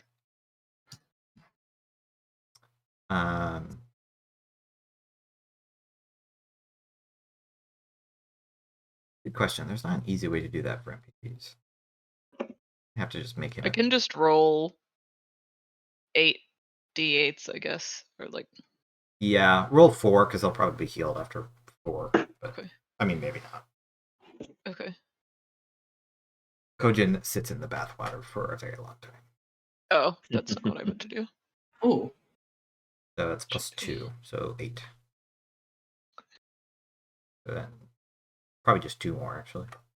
Okay.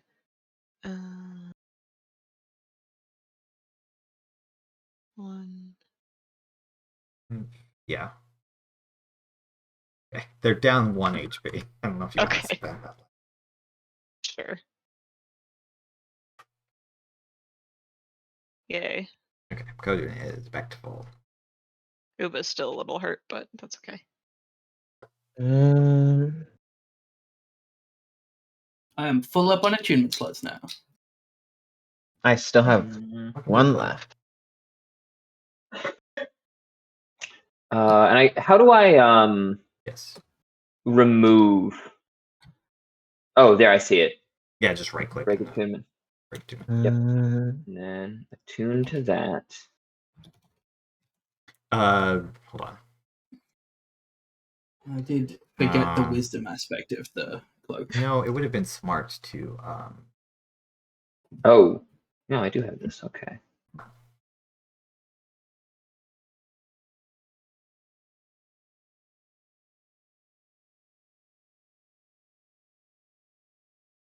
hold on. I'm actually going to fix the bell real quick because it doesn't Yeah. automatically bump your AC like I forgot to do for your texting. The cloak, Niniel's cloak also didn't do that. If it was meant to, I had to do it. It was supposed to do wisdom, yeah. I just Yeah. when I was making these, I forgot about that. I'm also not sure if it makes a difference, but the Cloak of the Desert is listed as a weapon for me instead of equipment. Oops. It doesn't really matter, but Okay. I'll fix that at some point. Okay. I kind of like the idea of Uba strangling people with their cloak. It does seem on brand, I'm not gonna lie. Nice. I'll double check all the items. Something's fucky, I think. Fucky. Because my AC went down.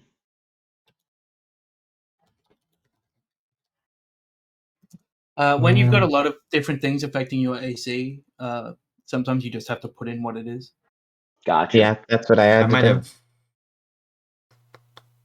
Actually, no. Yeah, I don't think the mithril chain is affecting Oh. my AC. You know why? It's because it thinks that you're not proficient. Oh, because of the armor. Like, it counts as medium armor?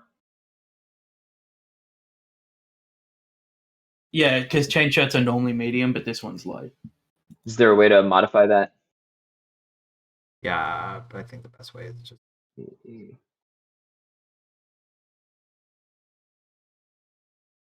give you Oh, proficiency.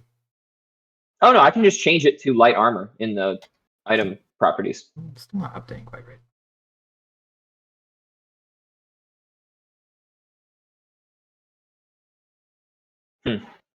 No, it's changed, but it's not. Yeah.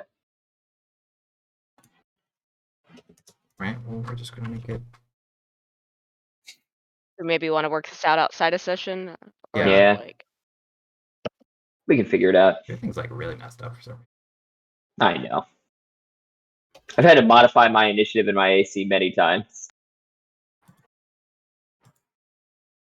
You also Oh, did I something know to what mine it that has is. made it not work either. We're doing great, kids. It thinks that Seal's protection amulet is your currently worn armor for some reason. So it's giving you an AC bonus of 0. Sorry. Huh. Okay, that's fixed. You all put on your various clothing.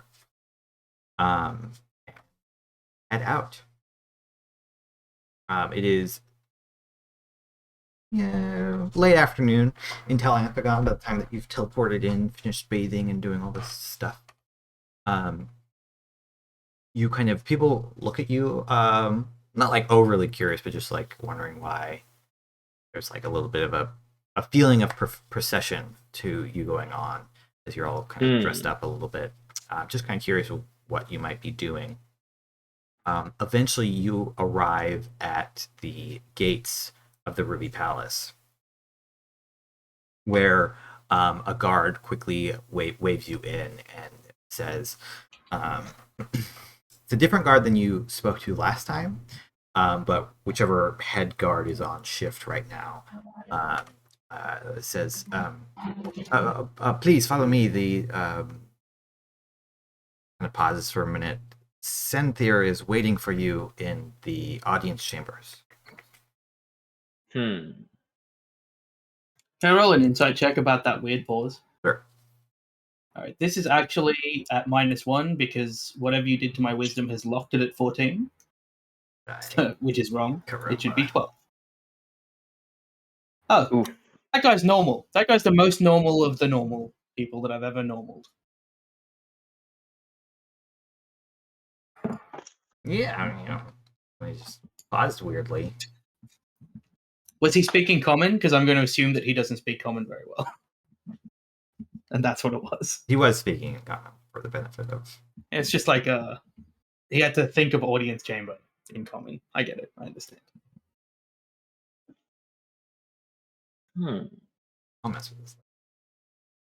Yeah, it's fine. I'll just alter stuff. You are quickly led inside. Now, for the first time, you had only previously been to the gardens. You kind of led up the walkway that runs the length of the middle of the gardens to a secondary gate, which is a smaller and guarded even more well. There's like 2 people standing there, full plate on, kind of look down at you as you walk by. The guard will pause a moment to say something to them, and then you'll be let in. You enter into a large domed space. Everything is kind of shining, freshly waxed tile. Lots of whites and reds and golds. Both the tile, the walls are mostly painted red. If the natural stonework isn't coming.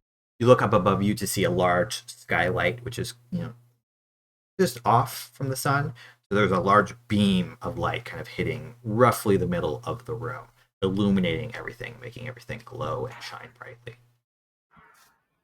You're led straight in up to a what seems to be like a pretty large audience chamber. There's quite a number of what seem to be kind of courtiers milling about, chatting with one another. They all stop and kind of look at you as you walk in, like trying to figure you out. But you see the Senthir kind of standing up in front of the throne, speaking to what seems to be the armored man you remember her meeting with beforehand. I don't know if any of you happen to remember his name. But that's who she seems to be talking to at the moment. Atithius. Yes, Atithius. She seems to be talking to Atithius. I would like to know what Melf's taste in our clothes was. Traditional Elkaran, formal for the most part. I think he knew where you were going, and so kind of picked outfits that fit that style. So for like Alveron and Sulveran, it's kind of robes, almost like with like a tabard, that are pretty loose, flowing. Lots of reds, whites, and golds, like the colors of the royal family. And lots of geometric scrollwork patterns, like on the edges of everything, on the cuffs, like where the folds are opening to do everything up. You have not a belt, but a sash around your waists. Alveron's is white, Sulveran's is white, while Alveron's is red. Uba is dressed a little bit similarly, but it's more I want to say revealing because that's not quite what I mean, but it's a bit more open chested, like lots of jewelry, rings, blinged up, kind of vibe. While Will, I think your outfit is very similar to Alveron's, but your sash is gold, which is not typical. But you usually dress masculine, so that's what Melf went with. Medea, however, you have what is more of a dress, so it's not split for the pants. It's all kind of one flowing thing. And instead of having a sash around your waist, it kind of goes around your chest. Medea's. Sorry, go ahead. I was gonna say Medea's absolutely delighted by this. And Medea's, yours is multicolored, actually. It is red, white, and gold. So the base of it is white, but then there's gold and red kind of patterns worked into it. Mm-hmm. But you're all done up very fancily. Yeah. Thank you. That's a good point. Good. Thank you for stopping me.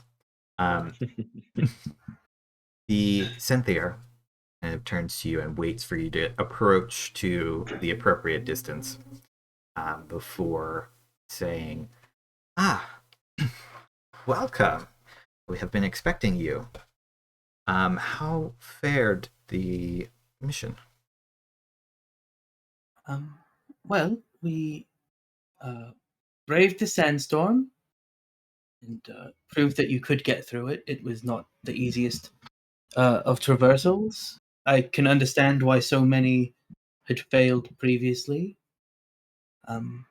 We took it's only been like a week and a bit, right, since we left? If I were to do the math and go back, I think it's been almost exactly 5 days. Okay. Actually, no, because you took a while to get there. It's been, in that case, 9 days. You were in the city for a while. You spent a while. We took a few days to try and find out what the demonic influence over Tal'Losinan was. We found what seemed to be the remains of an infernal dampening engine of some kind. Placed a keystone into it, made the demons significantly weaker, and then I didn't have space for Umiel to come back with us. Just so everyone knows, Umiel did not make the teleport back. That's fine. It's very important. I assumed Umiel would fly into space from there anyway. Who knows? But like, you freed him and killed like the enslaver. The rest of the demons he can handle okay till help arrives. Yeah. Otherwise, we could have left Kojin. That's the other option. So we found a Narangor named Helcarthak who had become the powerful... Whispers amongst the crowd. Will, not really a performer, is like, don't like this crowd participation. He kind of looks around and says, and the with the help of an ally who we met in the city, we managed to vanquish it. It was a close-fought fight, but with the prowess of my companions, and of course Ort, who I assume Ort has shown up for this. Like, yeah, Ort's there. Ort is outfitted in plate mail, but he shined it. Yeah, and Ort we managed to vanquish. Ort has a bandana on. It's the colors of the royal family. And then all that was left was to, with your scroll, dispel the teleportation blocking, which was achieved. It was not easy. Nothing was easy about this, to be fair. And we also opened the vault and recovered for you the sword of El Karindar and the quiver of Niniel, and gestures for Medea to kind of present them, but not necessarily move forward. Let somebody else take them. Yeah, Medea will pull them out and like probably hand them to either Alveron or Will, or some like one of the court assistants to take it. Yeah. Okay. Atithius will actually walk down off of the dais where the throne is, and kind of like hold his hands out and like lift them up, and then turn and sorry, go ahead. Video will like do a sort of half kneel while handing it over. He'll nods at you, picks it up, turns, and very reverently, like, you can hear each step on the tile. Mhm. As he full kneels to lift them up, and there's a pause in the whole room, like everybody is just waiting, like befuddled, surprised,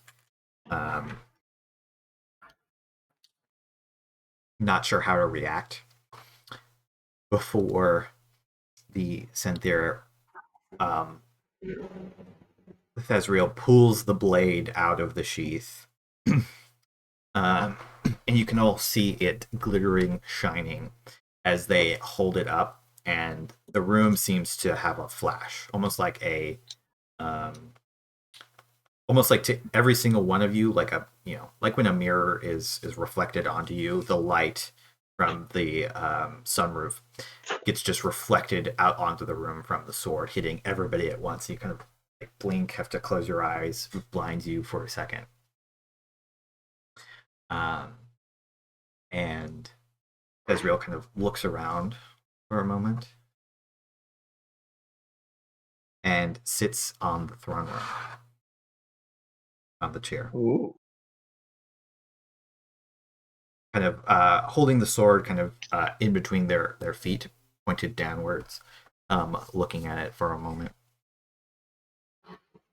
Atithius will place the quiver down on one of the arms of the chair and the sheath in front of the Suthana.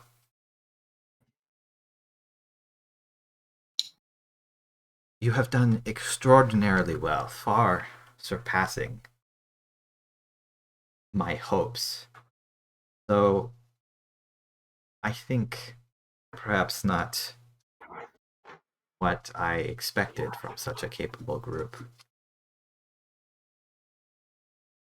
As promised, each of you will have a sum of 2,000 gold, as a couple attendants seem to walk out seemingly from nowhere, each carrying a small kind of chest, which is presented to each of you in turn,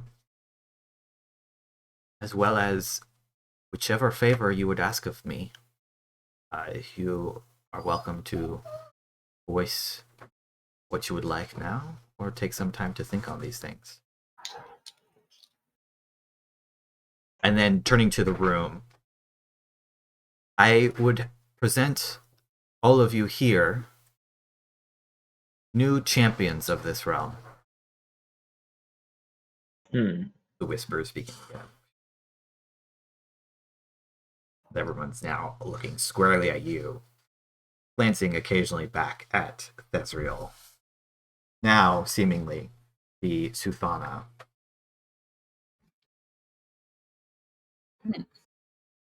That's an interesting story, I'm sure. I don't think there's anything there, y'all. I wouldn't ask read too about far it. into it. I mean, Will Doesn't did really go come up around again. before we left, seeing what people thought and that she would be a better ruler, so Will doesn't care. But I feel like we missed a fun thing happening back here. Will looks at the others to see if anybody is ready to ask for their favor. Sure. I mean, Will, unless like I'll make eye contact with Will. It's just, are you trying to go first? Do you want to get the jump on this? No. Will is looking, and probably Alveron can tell, like, because it's a pretty normal thing for Will to do. Will is looking where if nobody is willing to step forward, then Will would, for the group, say that we need potentially to sleep safely for the first time before making such a monumental decision. But if you have something, feel free. I mean, I'd rather go like all of us together than go like piecemeal on it. I feel like that lacks drama. but I feel like we would have probably talked about this like on our way in. Like whether or not we're all ready to ask. Will is inclined to take a little bit of time to get her head around being back and safe.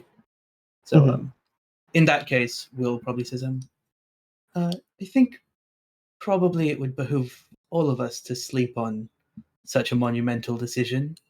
When we awoke this morning, we thought that perhaps we would die, and now we are back in safety. I think we'd like to avail ourselves of those, of the ability to sleep soundly for a change. Of course. You are... Although, I won't interrupt her. You are welcome to the guest suite of the palace. Whichever rooms you desire. Okay. Yeah, go ahead. Refuse that. Will smiles and says, I don't think any of us would refuse room here in your palace. Although we do have lodging elsewhere. And as adventurers, we will always have other things to do.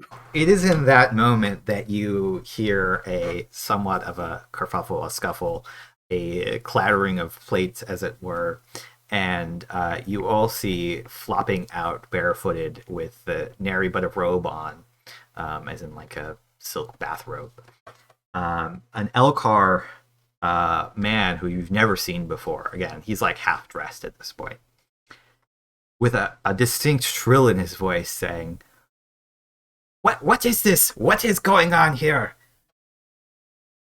You, as he points to the group of you. Get out! Get out! And he points again at Isuthano. Says, Get out of my chair! All of you, leave! Nobody moves.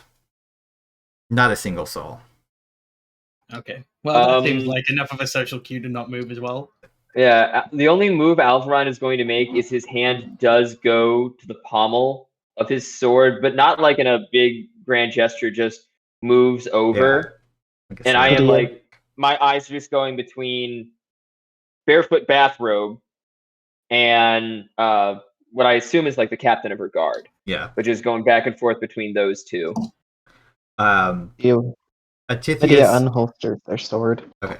Atithius has not even taken note of the person who's just walked in. He's looking straight ahead. If he's the only one who's not looking at him at the moment, actually.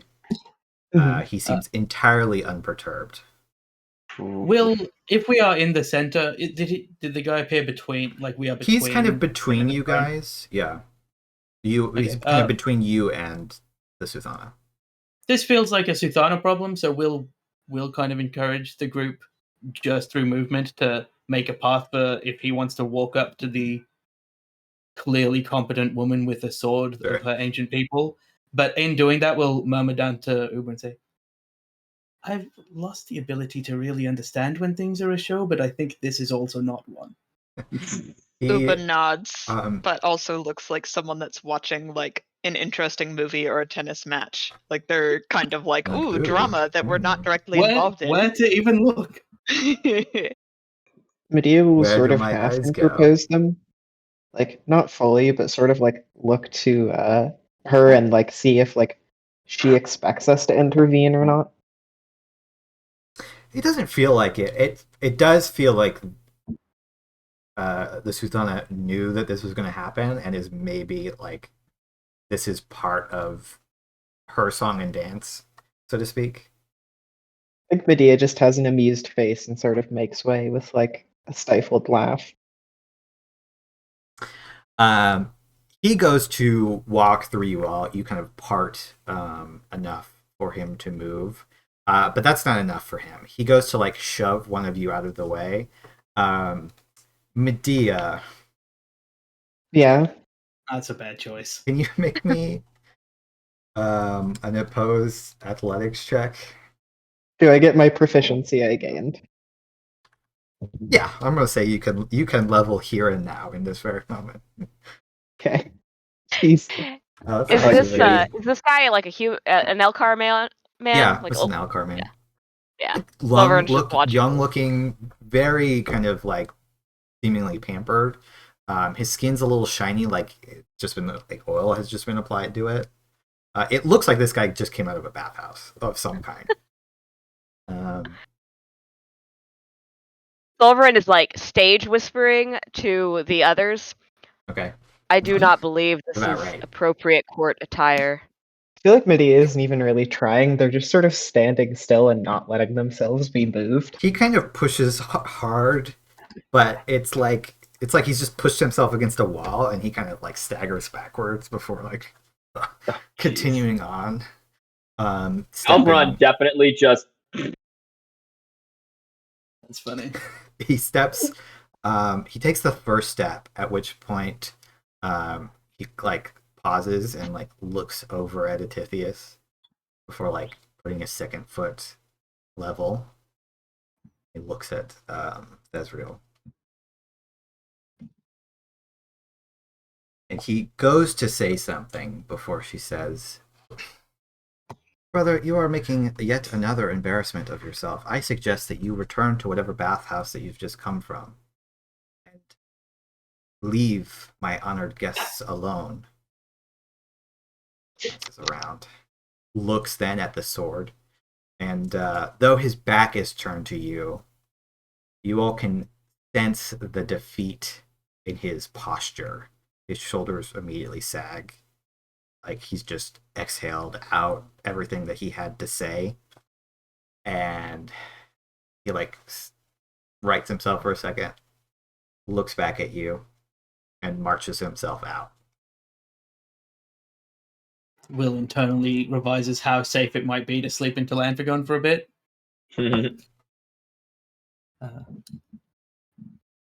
I think Will just like steps forward, and unless part of the Senthir Suthana's show is to say something, we'll just continue the conversation that we're having before. Yeah, no, she's like waiting for you to keep going. Well, as I was saying, we'll probably reconvene tomorrow to talk about these favors. I can't speak for the others, but I think that I'll probably be sleeping for much of the morning.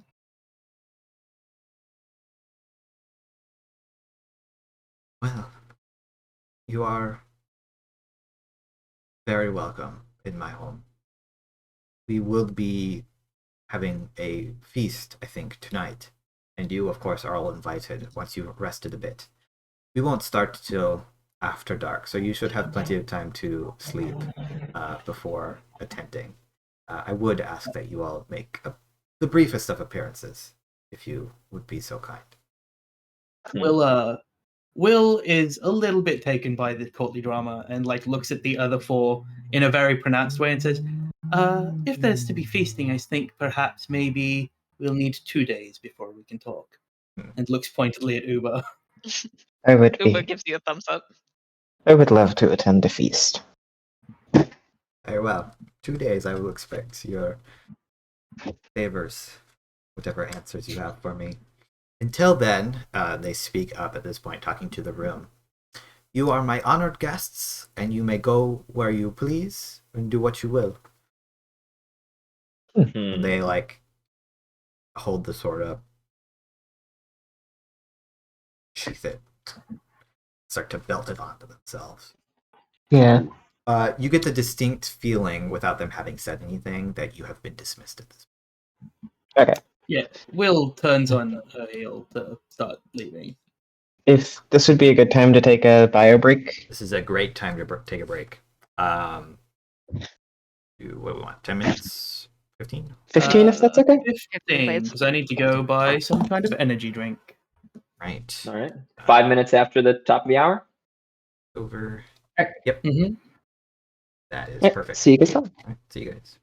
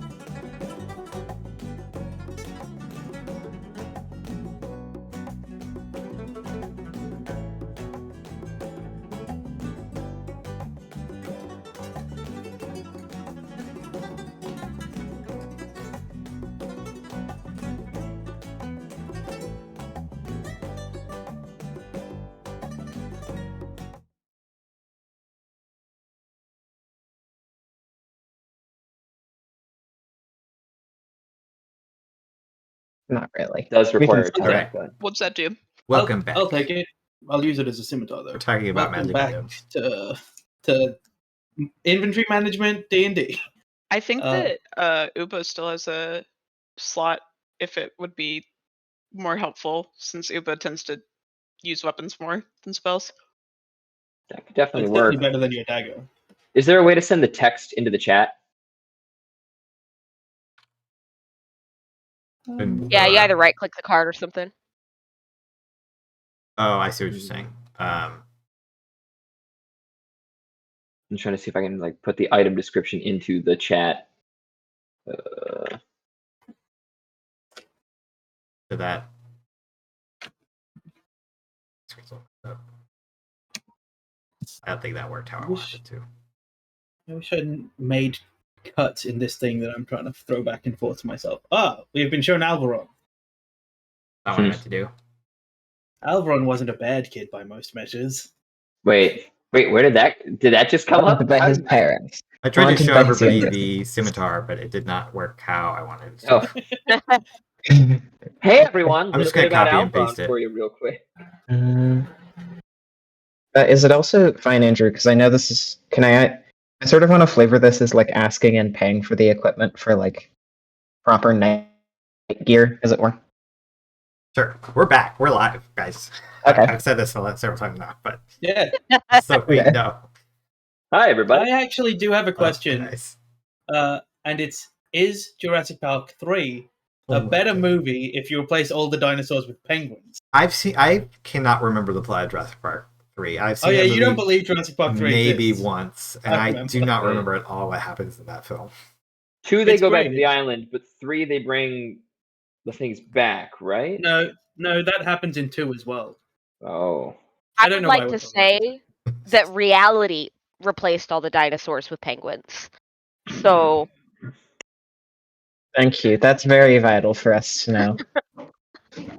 I'd like to cast Ralithim's Psychic Lance on Sulveran. I'd like to kill Sulveran. Yeah, that's it. Charlie, you character. Ah, I but would see, that actually won't like- solve your problem, which is me. I would actually like to cast Divine Smite on Charlie specifically, not Sulveran. Also, Sarah, your camera's off. Just so you know. Oh, okay. Okay. Let me fix that. So, getting back on the track, you guys are exit out from here. There's a couple of attendants who can kind of show you around, lead you to anything that you want. You can get to them, and what I'll say. There's one for each of you actually, but one of them seems to be the head one. The Suthana has instructed us to cater to whatever you might wish. We can show you to your rooms, to the bathhouses, to the kitchens. We can get things for you, whatever you might desire. And then he'll gesture. Each of you, and he will attach himself to Will. So there's actually 6 I'm the attendants leader. because Ort gets one as well. Oh, It says, nice. I'm gonna go get my toes scrubbed, guys. I'll see you later. I think that Uba is like genuinely curious about the guy that showed up in the bathrobe and is like specifically gonna ask to go talk to him. Because Uba's like, if there's gonna be like a coup or something, I at least want to know. I'd like How to do sleep through you? the night. So what do you say to this guy? I'm trying to think of how to phrase it where they're not just gonna be like, fuck no, and refuse to take Uba there. I think Uba is going to ask. I'm guessing that guy would probably go back to the bathhouse, so Uba's just gonna try and casually ask if there is a bathhouse that they can go to, like a royal bathhouse. Yes, of course. The Royal Bathhouse is open for any who are staying within the palace. We have individual rooms as well as a larger hot area for relaxing. Uba If you just nods want and to says, soak. I would be interested in the larger area. Yes, I think. And is trying to play it very coy. Just be like, oh yeah, just a bath, that's all. If you would follow me, and you see Uba starts to be taken off down one of the many hallways towards the bath. I really like that Uba conceptually can't understand that what we just saw was like a coup because there's no drama to like this part of a coup having happened. Coup That's just great. happened. Yeah, we watched the aftermath of a coup, and it was like a coup's coming. Yeah, it was like, Um, just in case there's a second coup, no one would expect. The Riku. Coup Part 2 Electric Boogaloo. I was waiting for it. Awful. Somebody had to Will say say it. to January Electric 7th. Will say to the attendant that she has if you'd be so kind to show me to my room, I am then going to go elsewhere, but I will at least know where it is. Yes, of course. And will your Apprentice? apprentice, will your apprentice be needing their own room, or will they be staying with you?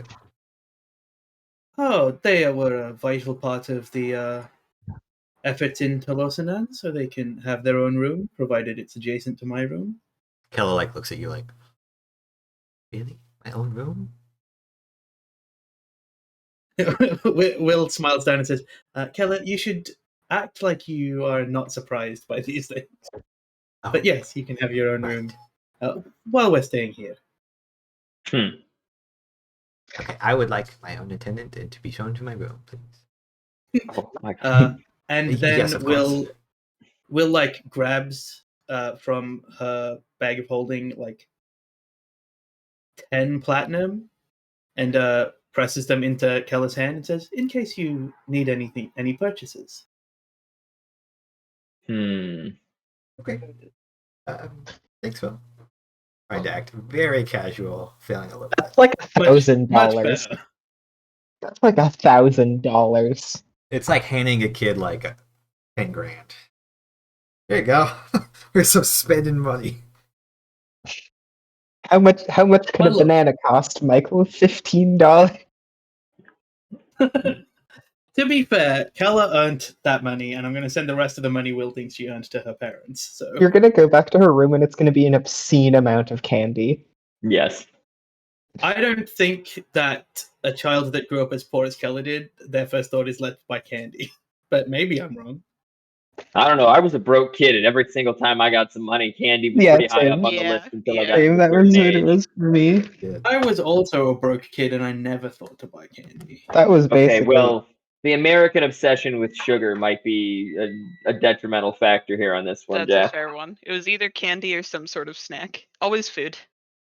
Medea will approach their tenant and say, first, do you have a way someone could go fetch some things for the market from me I'd like to acquire?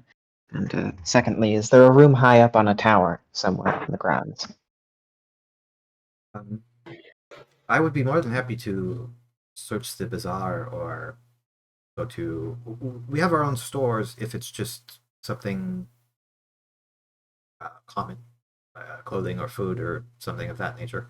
But if you want something in particular, of course, I can go to the bazaar or I will have somebody go and run out. If you. As for room, not exactly the guest suites, but we do have a smaller room in one of the minarets, which you are more than welcome to stay in, I'm sure. If you would show me there, and I will do the accounting for what I would ask you fetch, if it is not too much trouble. Very well. Yes, of course, and you can be well assured that whatever you need will arrive as swiftly as possible. Thank They will begin to lead you over to one of these towers, these minarets that they spoke of. When you arrive there, you find, curiously, that there are no stairs. Kind of like look up at this seemingly empty tower, look down at the floor. People usually like this, and they press their hand into an alcove, and then you see the floor begin to going up to Medea's where the eyes go rooms are. wide. This is so fucking neat. Medea, an I am- angel-blooded person who can fly, loves the elevator. Hey, man. The outlet is just like amazing. And what can I procure for you? Well, the first thing would be perhaps an enchanted shield of some kind with basic protection. Quiver of some kind that's probably a bit more fit to handle a number of javelins. Perhaps the spare weapon or two. Cloak that would help if I needed to go underwater. A saddle for my horse that is proper. And perhaps find a wizard or an arcanist who could perhaps properly modify my armor. I'll write down the details of that later. Some of those may take a little longer. expecting, but I will have them to you as quickly as possible. The shield, I know I can do fairly quickly, as well as the cloak, perhaps the quiver. The armor, I think, is what will take some time. But I will inform you as soon as possible. Would you have me give you the armor now, or should I wait until you find such an enchantment? We have enchanters that we do business with regularly. I'm sure I can arrange something, but you can keep your armor for now. Thank you. You shouldn't need it in the next couple days. Being No, in the palace. No, not for a moment. They'll take your little list and give you a like a very curt bow, heading themselves down for what he had described as being not the nicest rooms. These rooms seem pretty nice to you. Like these are at least as nice as the room that you had in Elf's Tower, if not a little bit nicer. Does it have a balcony? It does. It's But he is actually going a to full, all 360. You can walk fully around the tower.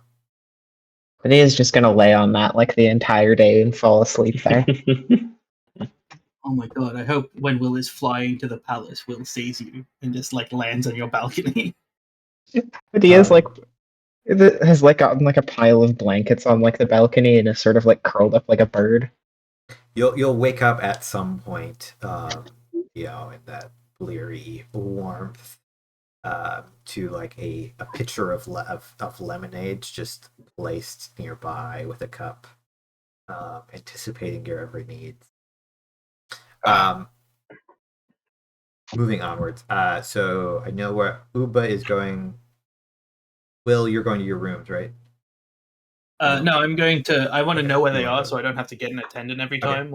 You're shown to your rooms. But then I'm going to go to Melf's Tower to find Calla. Will is going to return to Melf's Tower. Also, enjoy not having a 10-year-old next to me for the first time in a month. Wow. Alveron, what are you doing as your attendant? It's do you choose rooms or whatever you might like? Shown to my rooms, absolutely. As we go, just making small talk with the attendant. I've never had an attendant before. I've only ever been the attendant. So I'm just intensely curious. So what are the working conditions? And oh, really? You weren't conscripted? You volunteered for this job? This is a very, very nice payment, and the scenery is beautiful. As he gestures to this ornate mosaic that's resplendently done. The goddess Vera. Alveron almost asked the question about, so what's it like not wanting to kill your boss every single moment of the day? It was just that, I'm not a lawyer, but I think I remember treason or seditious things being illegal. I'm not gonna. Get to the room. Alveron decides he's heard of this. He understands that there are people who are skilled in the art of relaxing muscles. He understands that this is something that rich people sometimes pay people to do. It's like punching you, but it doesn't hurt. What? Yes. I believe that you are looking for a masseuse. We'll have one sent to your room immediately. Thank you. Alveron also has no idea if you're supposed to tip attendants or not and just drops 2 platinum with them. It's thank you. Country mouse goes and visits town mouse. Yeah, your gesture is appreciated, but I hand them back. This is I am paid very well, and you don't have to worry about tipping me. Certainly I'm not that so much. happy for you. Thank you, though. You should be a little bit. I assume that you are very wealthy, sir, but be a little bit careful with your money. Everybody's getting such a different experience out of this. Alveron's getting life advice from this guy. It's probably necessary. This is you've just given a year's. You tried to tip this guy a year's wages for most people. Fantastic. I'd have to do. You had 2 platinum. Yeah. Yeah, it's like 200 days wages for the common laborer that you've just tried to hand this man. Jesus. It's a banana, Michael. Alveron, Right, cool. you've become the unacceptable elite. That's the problem. I have become what I once hated so. All right, and then so Alveron, That's funny because you are would have greeted known. by a masseuse. Well, I don't know what it's like here or for wealthy staff. It's like, wow, these attendants, they're very well paid. I don't know. I usually throw someone a gold piece. A platinum, why not? Yeah, these two guys, like muscular dudes, carry in a. It kind of looks to you like a chair, but it's table length with like an obvious spot for your head to go into. They sit down, and then the masseuse walks in carrying a number of oils, like with towels, and they like crack their knuckles, like. That sound effect came through. That's just that came through. me. That was good. And they get to work. Alveron, or sorry, Sulveran, in the meanwhile. Is there anything I can get for you, sir? I look up. I was noticing you're perfectly in character. So Sulveran just stares down at him, stares at off to where Alveron went. My rooms, I suppose, and then I will probably spend the afternoon in the gardens. Very well. Would you like a guide for the gardens? Somebody who is who could have one of the gardeners accompany you. If it would not inconvenience him, I would very much enjoy such a thing. But no, I'm sure that they would love to tell you about their work. You are quickly shown your rooms. You can drop off whatever things you might have. These rooms are a little bit. So, Baron, if you know, these are a lot for you. You have 3 whole goddamn rooms. This is an apartment building right here. You have your own bathroom. You have a sitting room, and then you have a bedroom. I think as soon as he sees this, Sulveran just turns to the attendant and says, and who else will be staying with me? Oh, no, these are for you. These are your rooms. There are 3 of them. Yes. Sulveran just looks around because usually either Will or Medea is there to explain these things, and neither of them are available now. So he just very carefully nods, like he's trying to act as though he's accustomed to this. If you would like a smaller space, of course you're more than welcome to. But this is the royal guest suites. These are standard. This isn't even the nicest one. I would not dishonor the Senthir. Oh, I'm sorry. It looked like you had stopped. Go ahead. This isn't even the nicest one. I would not dishonor the Senthir by refusing her hospitality. Oh, we house all kinds of people. If this is too much, please let us know. We can be accommodating. I once had to get a man a stone slab to sleep on.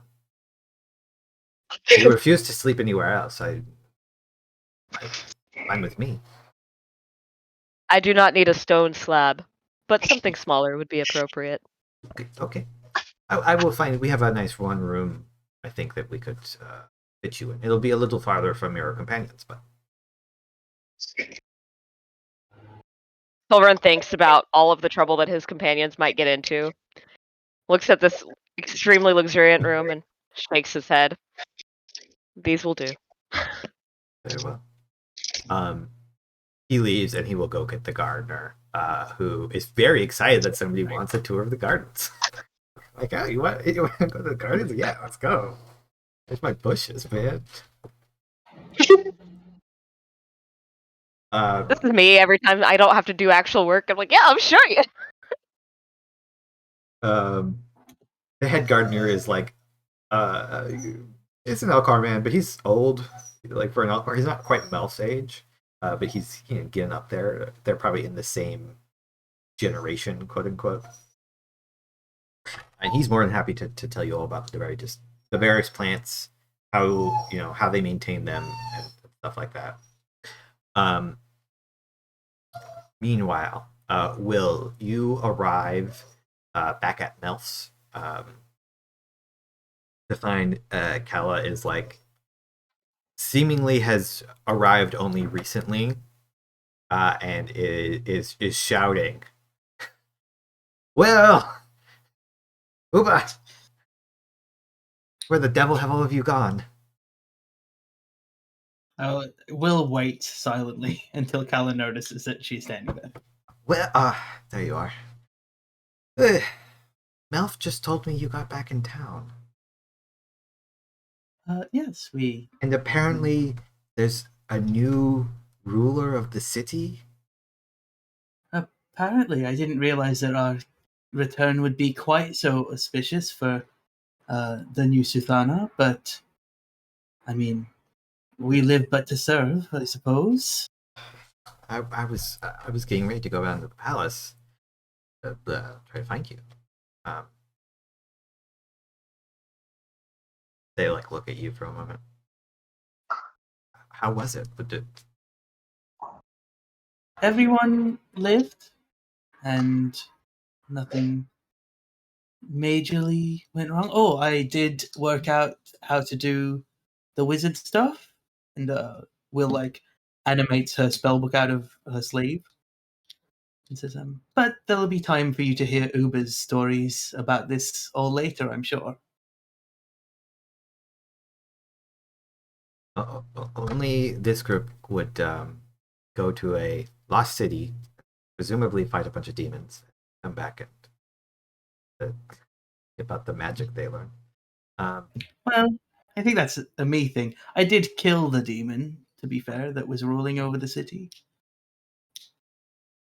Well, that bodes well, I suppose. Will has been very stoic and I got your trying to be grocery very list. cool. Oh, Will's been trying to be very cool, but she smiles and just embraces Kala and says, "So, it seems that I've been invited to a feast at the palace." Oh, you've been invited. Well, everybody's been invited, but I am invited, yes. And I thought maybe that you'd like to join me. You have another lady to invite that I don't know about? I mean, I could rustle one up if I really had to, but I there's think not one that's I'd not rather. Kala's going to be necessary there right now. anyway. I would be more than happy to go to this feast with you. Great. I pull out 100 platinum and give it to her and say, in case you need to find something to wear. And you'll need to pay me for when we help you with Taurus, I suppose.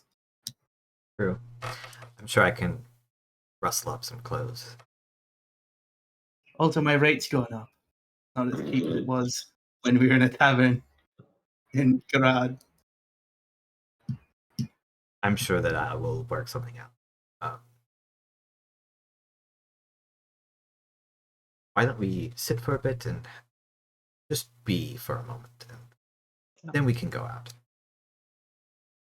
All right. Will was going to immediately rush up and get ready, but is swayed by Kala's calmness. Says, "I suppose sitting has been a luxury lately." Well, you just and I will tell Kala what happened. Okay. Yeah, and word travels quickly in a city like Tal'Anfagon. She had kind of heard a little bit, just on the streets. It seems like she had heard that and then went back to the room, to Melf's tower. That's what caused her to go back. But she listens intently.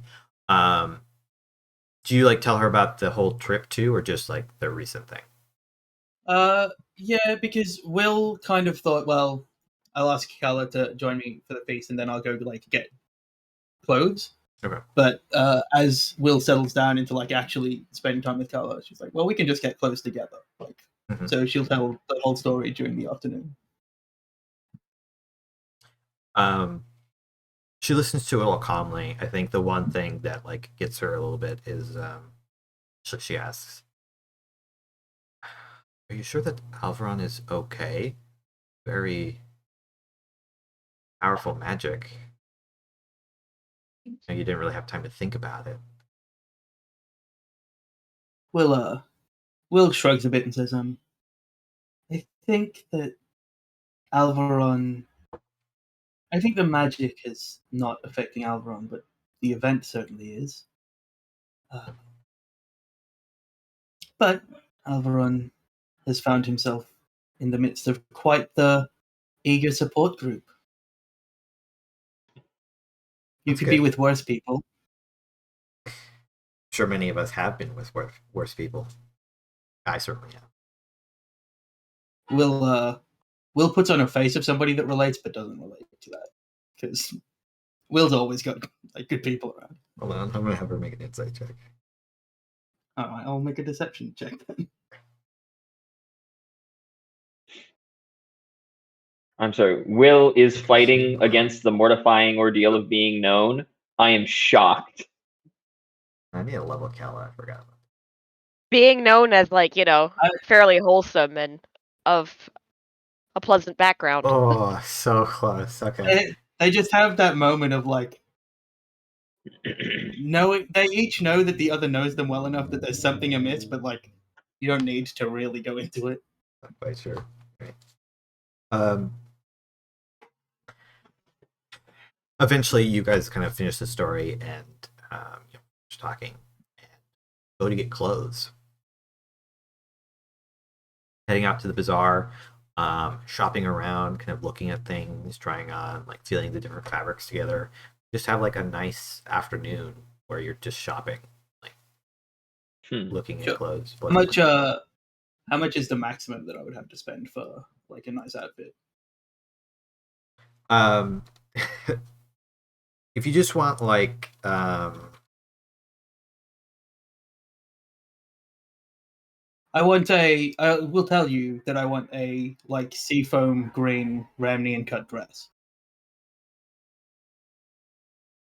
I think the most you can spend without probably it being starting to get into too much territory on just the clothes, like not counting jewelry and stuff, is probably 50 GP. Alright, yeah. Will pay that. For hers. Yeah. I mean at some point like the expense with clothing starts to become like how much bling are you wearing?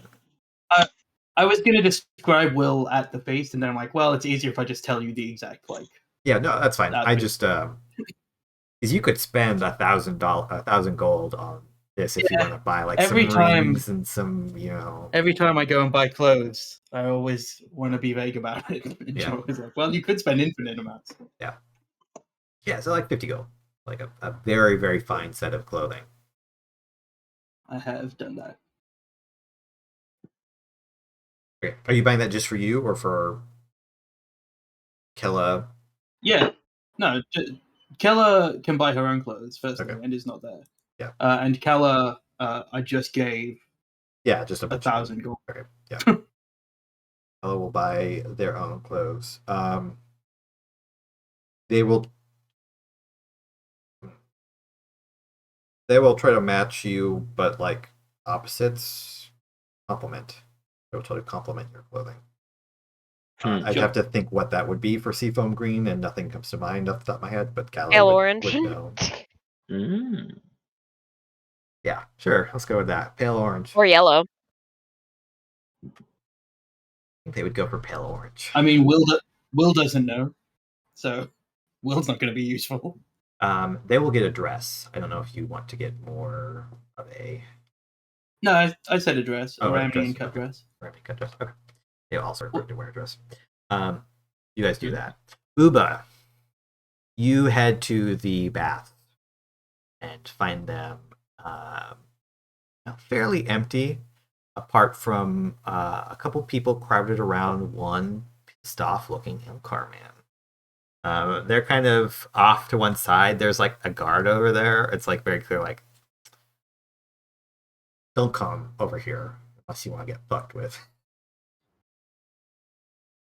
Oh, close can I get before the guard would probably be like, "Hey, back off"? 60 feet. Okay, I wouldn't These go. I should describe. This you kind of enter in. There's light filtering in from one side at this point. It's a very long. It's like not quite that deep, but an Olympic-sized swimming pool of hot water with a large fountain in the center that's like gurgling out. The fountain is a statue of several different people, all kind of like holding up this large, what's clearly supposed to be a kind of gemstone that is spurting forth water. Cool. So I think that Uba is going to take a second to like genuinely marvel at the architecture because they're kind of from a middle of nowhere type of town. But then they're going to get in the water. Hopefully it's not too deep, but get in the water near like 60 feet from the pissed off Elcar brother, and is going to pretend like they dozed off, but they're really like trying to listen to what he's saying. Make a perception check. Okay. One eye open, the other closed, like, real subtle like, right? 15. Yeah. Oh, Okay. I think. Oh no, I thought that was supposed to have advantage, but I guess not. Never mind. Okay. Yeah. They, 15. They're not. When they raise their voice, you can hear pretty much every word. But when they're speaking normally, it's like every fourth word, maybe. You hear sheep, but this can't.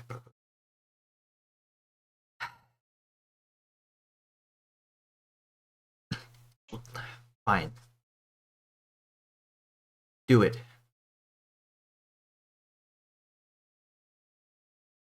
That's about as much as you're able to give from where you're standing.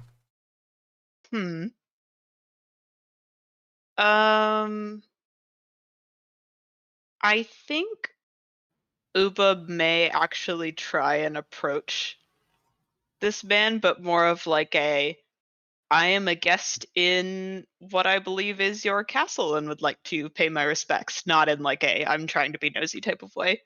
Okay. Because I don't think the guard would punt Uba into next week since Uba is a guest. No. Yeah, you kind of start to make your way over there. Once you get like a little bit closer, the guard is going to say,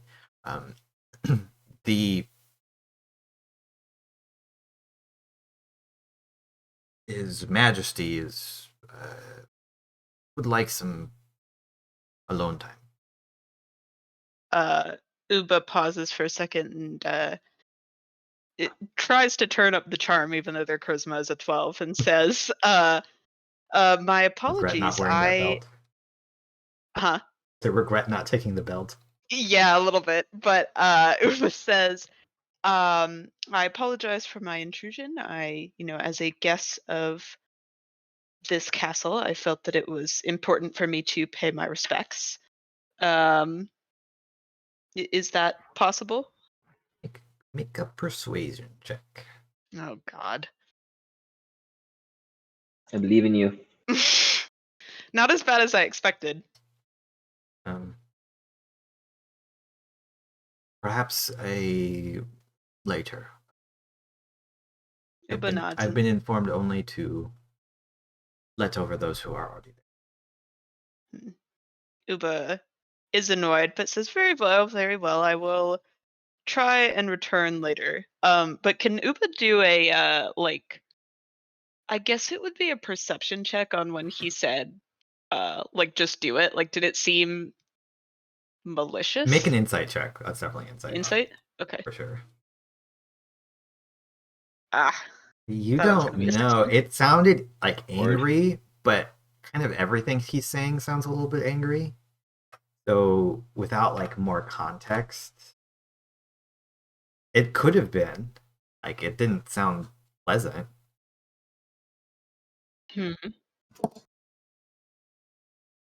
I think Uba is going to. At this point, they're not quite sure how they could approach, except with force, which would be a bad call. So they're gonna go and try and find. Trying to think who they would want to go to. Probably either Will or Medea, actually. Okay. To be like, I have heard this strange information that made me feel uncomfortable. What should I do?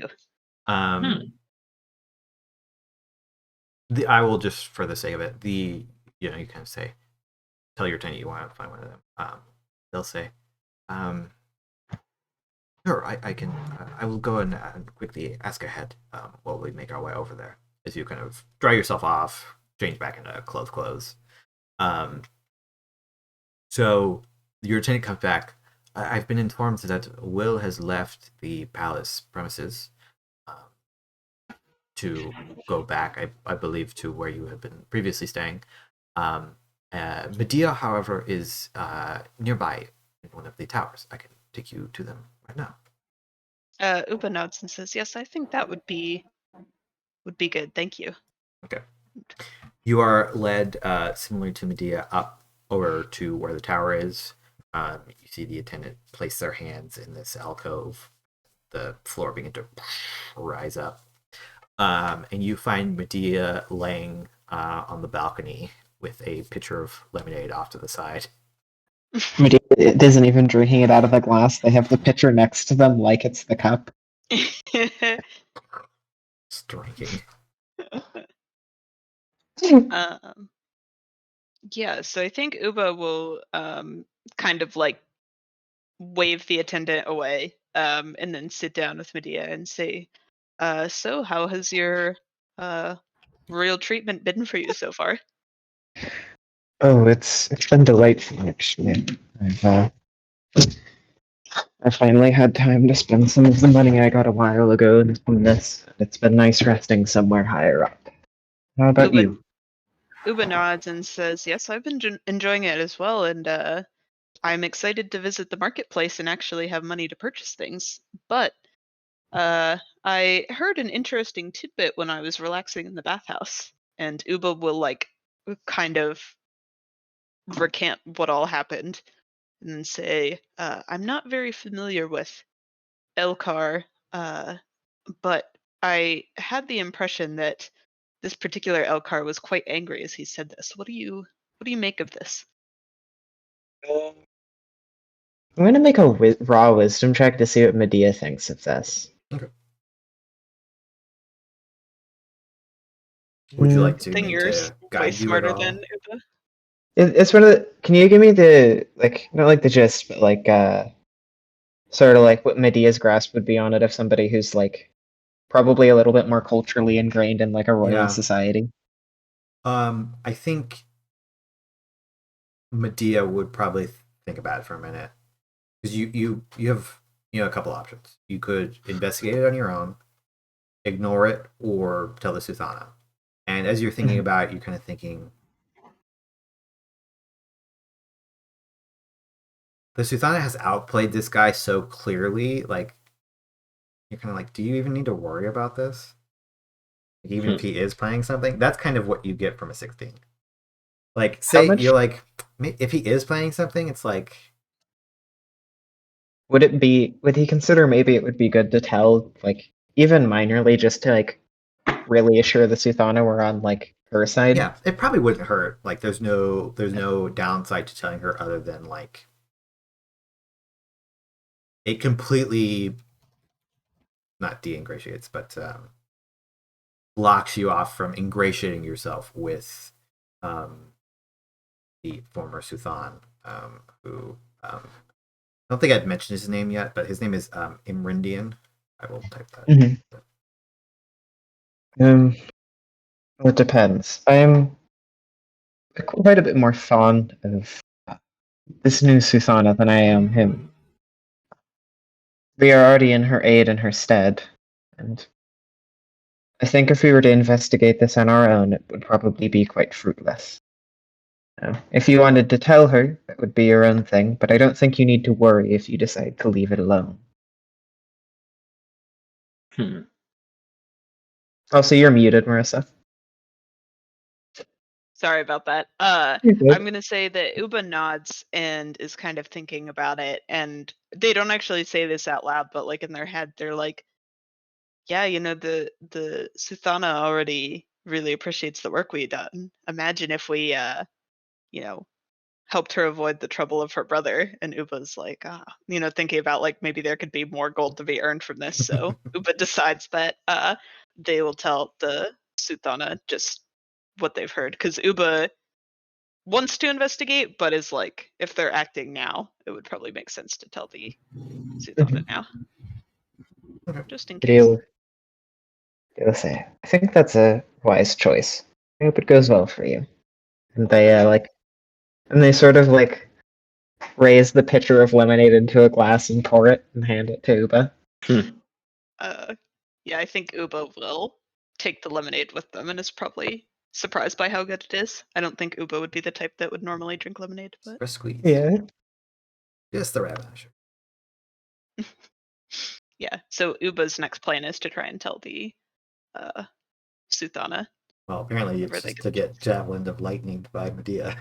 Oh, okay. I was fixing something in my character sheet and I Okay. accidentally clicked on it. I crit on that too. Random crit, that's right. Sorry, Uba, go ahead. Yeah, so I'm not sure if you want to go to what other people are doing now, but Uba's decided that This is the important thing, I think. okay, yeah, so Uba is going to go try and find the Suthana, or ask the attendant to take them there, because they're like, I'm tired, but I do appreciate some good drama, so let's go. Is that person at the family dinner? Yes, the Susanna should be free enough by now. I'll send a runner ahead, but I'll take you to her chambers. I believe that's where she might be. And so you are kind of led down around. You're kind of not that far from where the your rooms are, from where the like royal guest rooms are. They're close, as would make sense. You kind of enter into this large room, which appears to be some kind of waiting room, sitting room, something like that. There's a couple large instruments off to the side, like a large harp, some other things put here and there. A number of very nice couches set around a large table that easily could fit 20 people if you get to around it, with space for more. Like if this were a college party, you could fit 40 people there. Okay. And the room itself is like big. There's a large fireplace. Everything is done painted very nicely, but it's not gaudy. There's like, just the right amount of gold here and there. It's not quite, this isn't what's the French palace? Versailles. Versailles. It's not quite Versailles. It's a little bit toned down from that. Gotcha. Okay. But it is still palatial. Okay.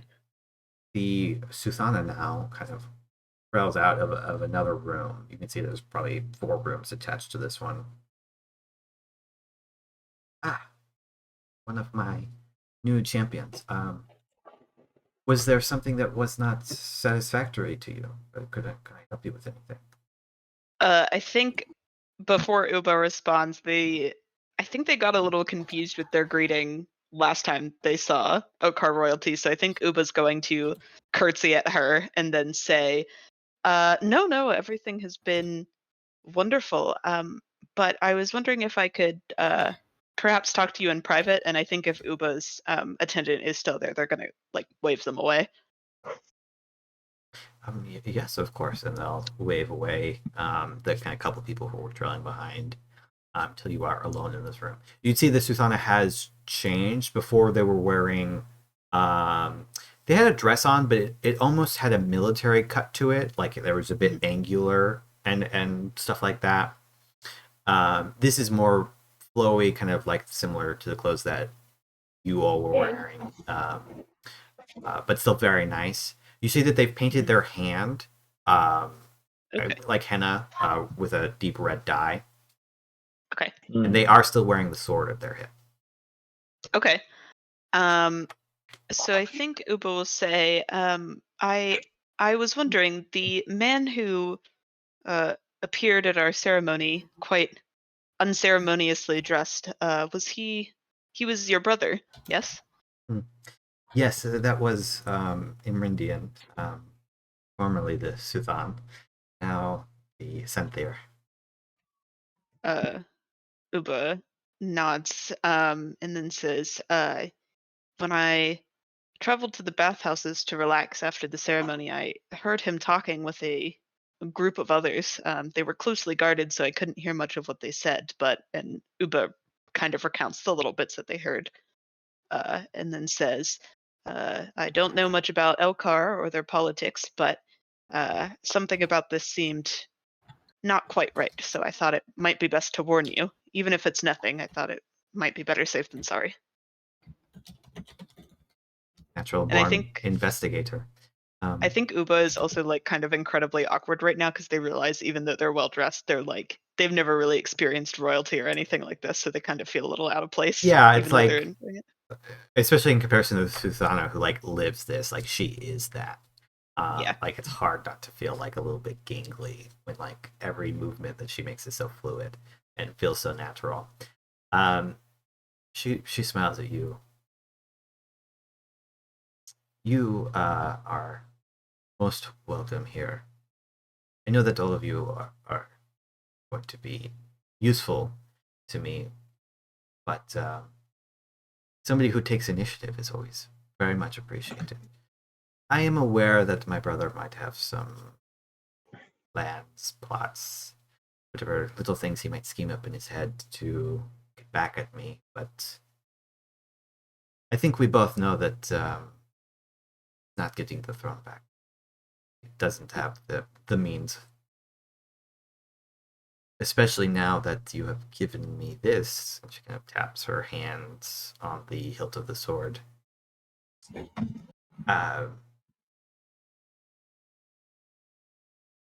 Are you aware of how important this is? What you've just given to me? Can I try and roll and see if Uba would be able to figure that out? You make a history check. Okay. If you like to just kind of, it depends. If you want to understand the importance, like from all the various things that have happened to you, that would be an insight. If you want to know why the sword is important, that would be history. If that distinction makes sense. Got you. I think Uba will try and roll history and see if they like picked anything up while they've been in Tal'Anfagon. Oof. Okay. A little better than I expected. I mean, you know what Will mentioned. Clearly, the sword is important. You know Elkar is important. Like they're named the Elkar, Mhm. and so like you're like, you think this is like, it must be like a symbol of office. Like that's what your brain goes to, which is important clearly, but it's not quite hitting the level of like the way they're treating it. If that makes sense. Okay. Yeah, so I think Uba will say, I believe that sword shows your status to the others. Yes, that is certainly true. It is an heirloom of the kingdom, but not just of Tal'Anfagon. All of the Elkar. You know that there are two kingdoms, Tal'Anfagon and Tal'Tericus. Mhm. This goes beyond the throne of Tal'Anfagon.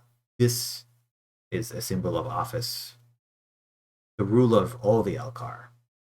But it's not just that. Elkarndar died shortly before Tal'Losinan fell, a few years. And the sword was recovered by my ancestor from the deepest pits in which Staliel and the army tore his body. there has always been a conflict between the two kingdoms over who is the rightful heir to Elkarandar's legacy. Some say that it should have passed on to my ancestor, who was well favored by Elkarandar, who was beloved amongst most of the people. Others say that the Elkarandar's brother was the proper inheritor, that since Elkarandar's son had died, Niniel, of course, you may know, she put herself into exile out of grief, they say. Although what she did after that, I do not think that such a strong person would simply leave for no reason. I think that there was more to that. But getting off track.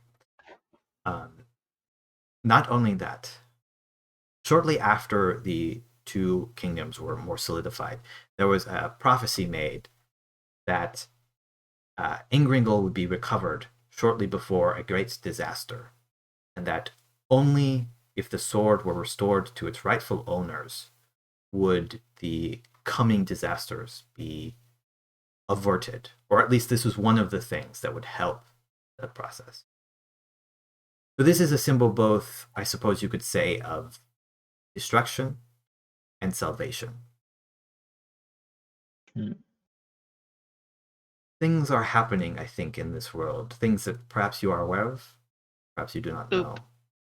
Uba nods and sighs and says, yes, I'm quite aware of how things are changing. I have not taken the throne simply because I think that I would be a better ruler. Although I think that most people would agree that is probably true. I have taken it because I believe that the sword is needed now. And I hope that my brother will come to understand that. Though he has always been selfish and a bit too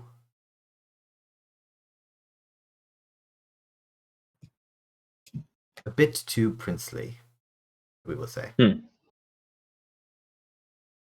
think Uba is going to kind of nod along. They're like processing all of this, but are really kind of struggling with the idea of like being in power, not necessarily just because you want power, but because you're trying to like help other people. And Uba's just like, this is a strange concept.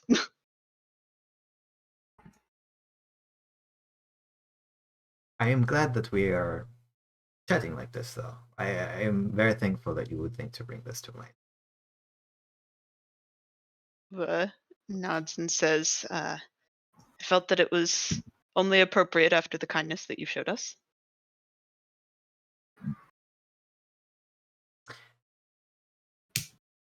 Well, you have your 2 days for the favor, but I hope that it's something that will keep us in close contact. I think Uba is probably going to blush heavily and says, yes, I think that would be quite nice.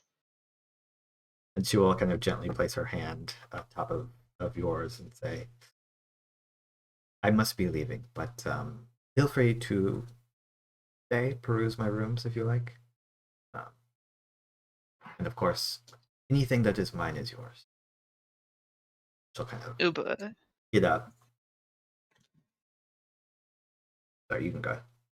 Oh, I was going to say Uba curtsies once again and thanks her for her time and says, I hope you find that information to be useful. If nothing else, it will be another thing to hold over Merindian's head. And she will excuse herself, the clicking of her heels sounding on the tile. As your attendant will rejoin you. So, is there anything else that I can get for you? Uba sighs and says, I think today has been quite exciting. I would not complain about a hot meal and a warm bed. Of course. We will lead you to your bed. Arrange for food to be brought to you immediately. You go off, have your meal, begin to bed down to sleep.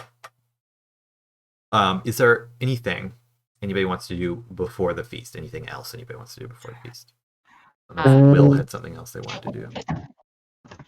Can Upa just like go and buy some arrows just in case? Sure. I doubt that anything would go down at the feast, but just in case.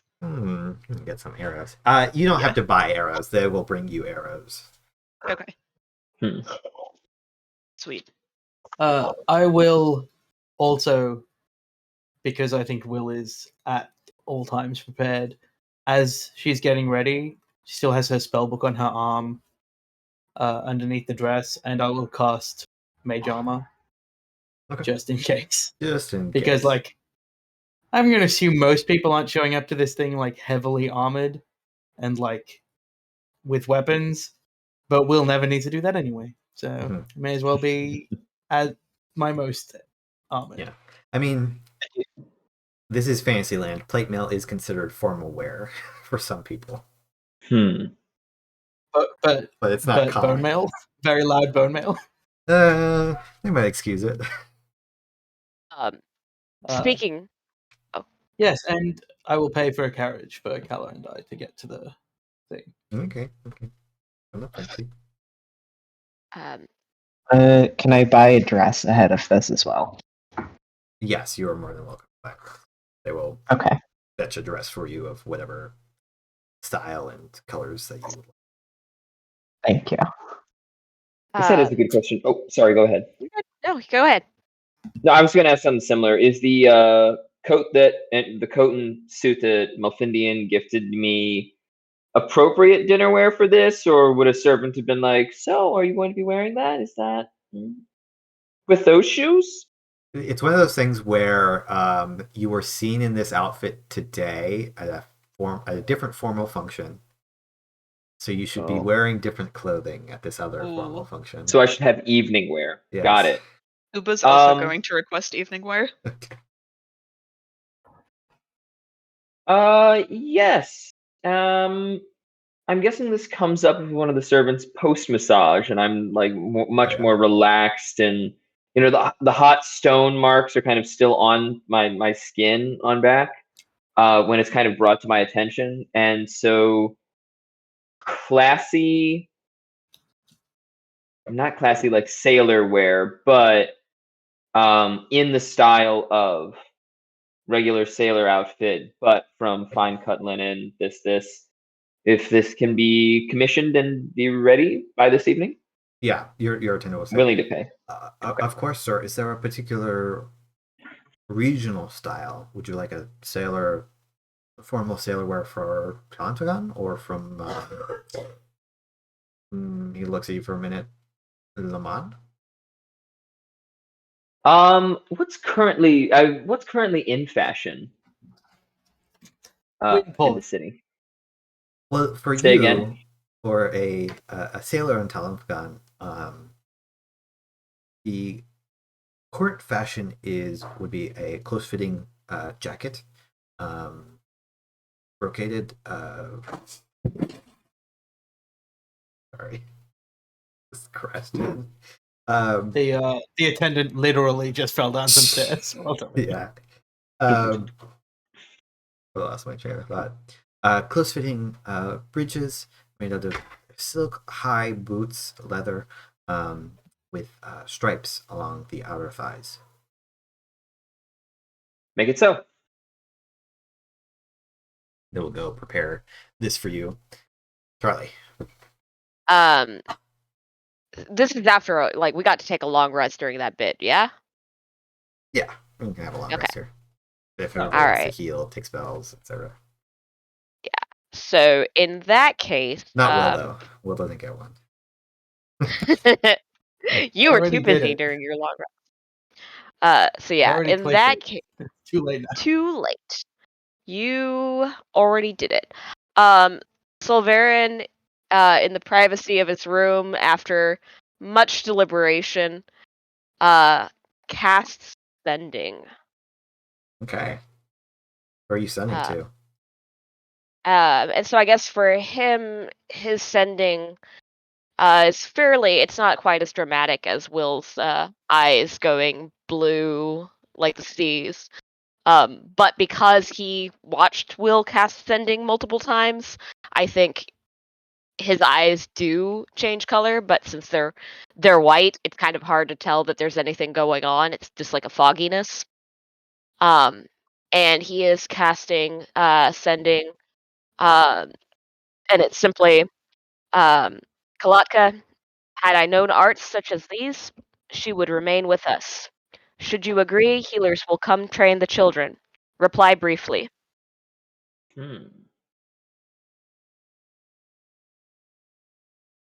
There's a long pause.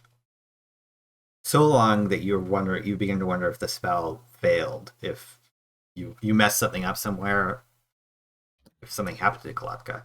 But eventually in your head, you hear the intonation familiar to you of a deep, booming voice. Sulveran.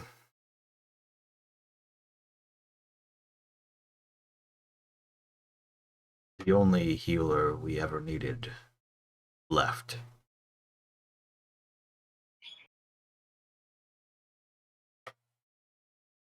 You should return home. I have things to discuss with you. If you want to bring healers, then so be it.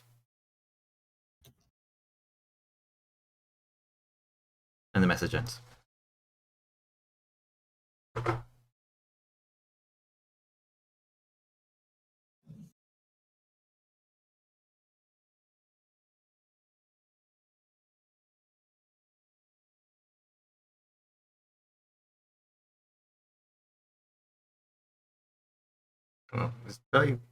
Am I Yeah, audio Charlie, cut? you're muted.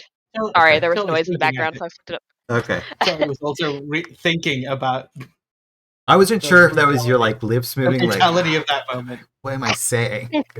Or like if you were trying to enunciate to us or not. No, it was just that there had been noise in the background, so I muted myself and forgot. Okay. Sulveran sits there in silence for a long time. It's a good thing that he did this well before the feast.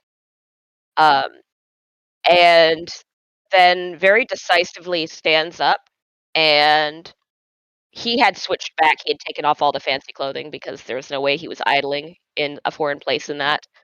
But he pretty brusquely removes his bone mail and swaps it out at that point for the second piece of chainmail that he had received.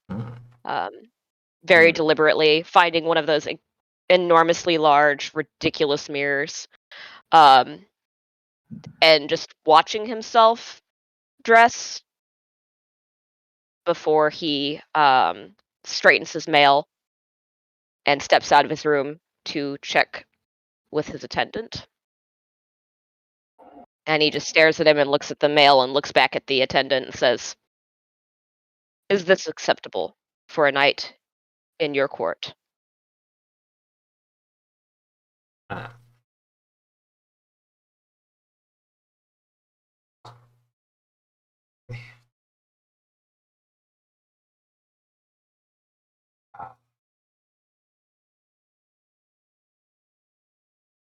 You could wear that anywhere within the city. You might want some accessories. I'll go and pull some things for you.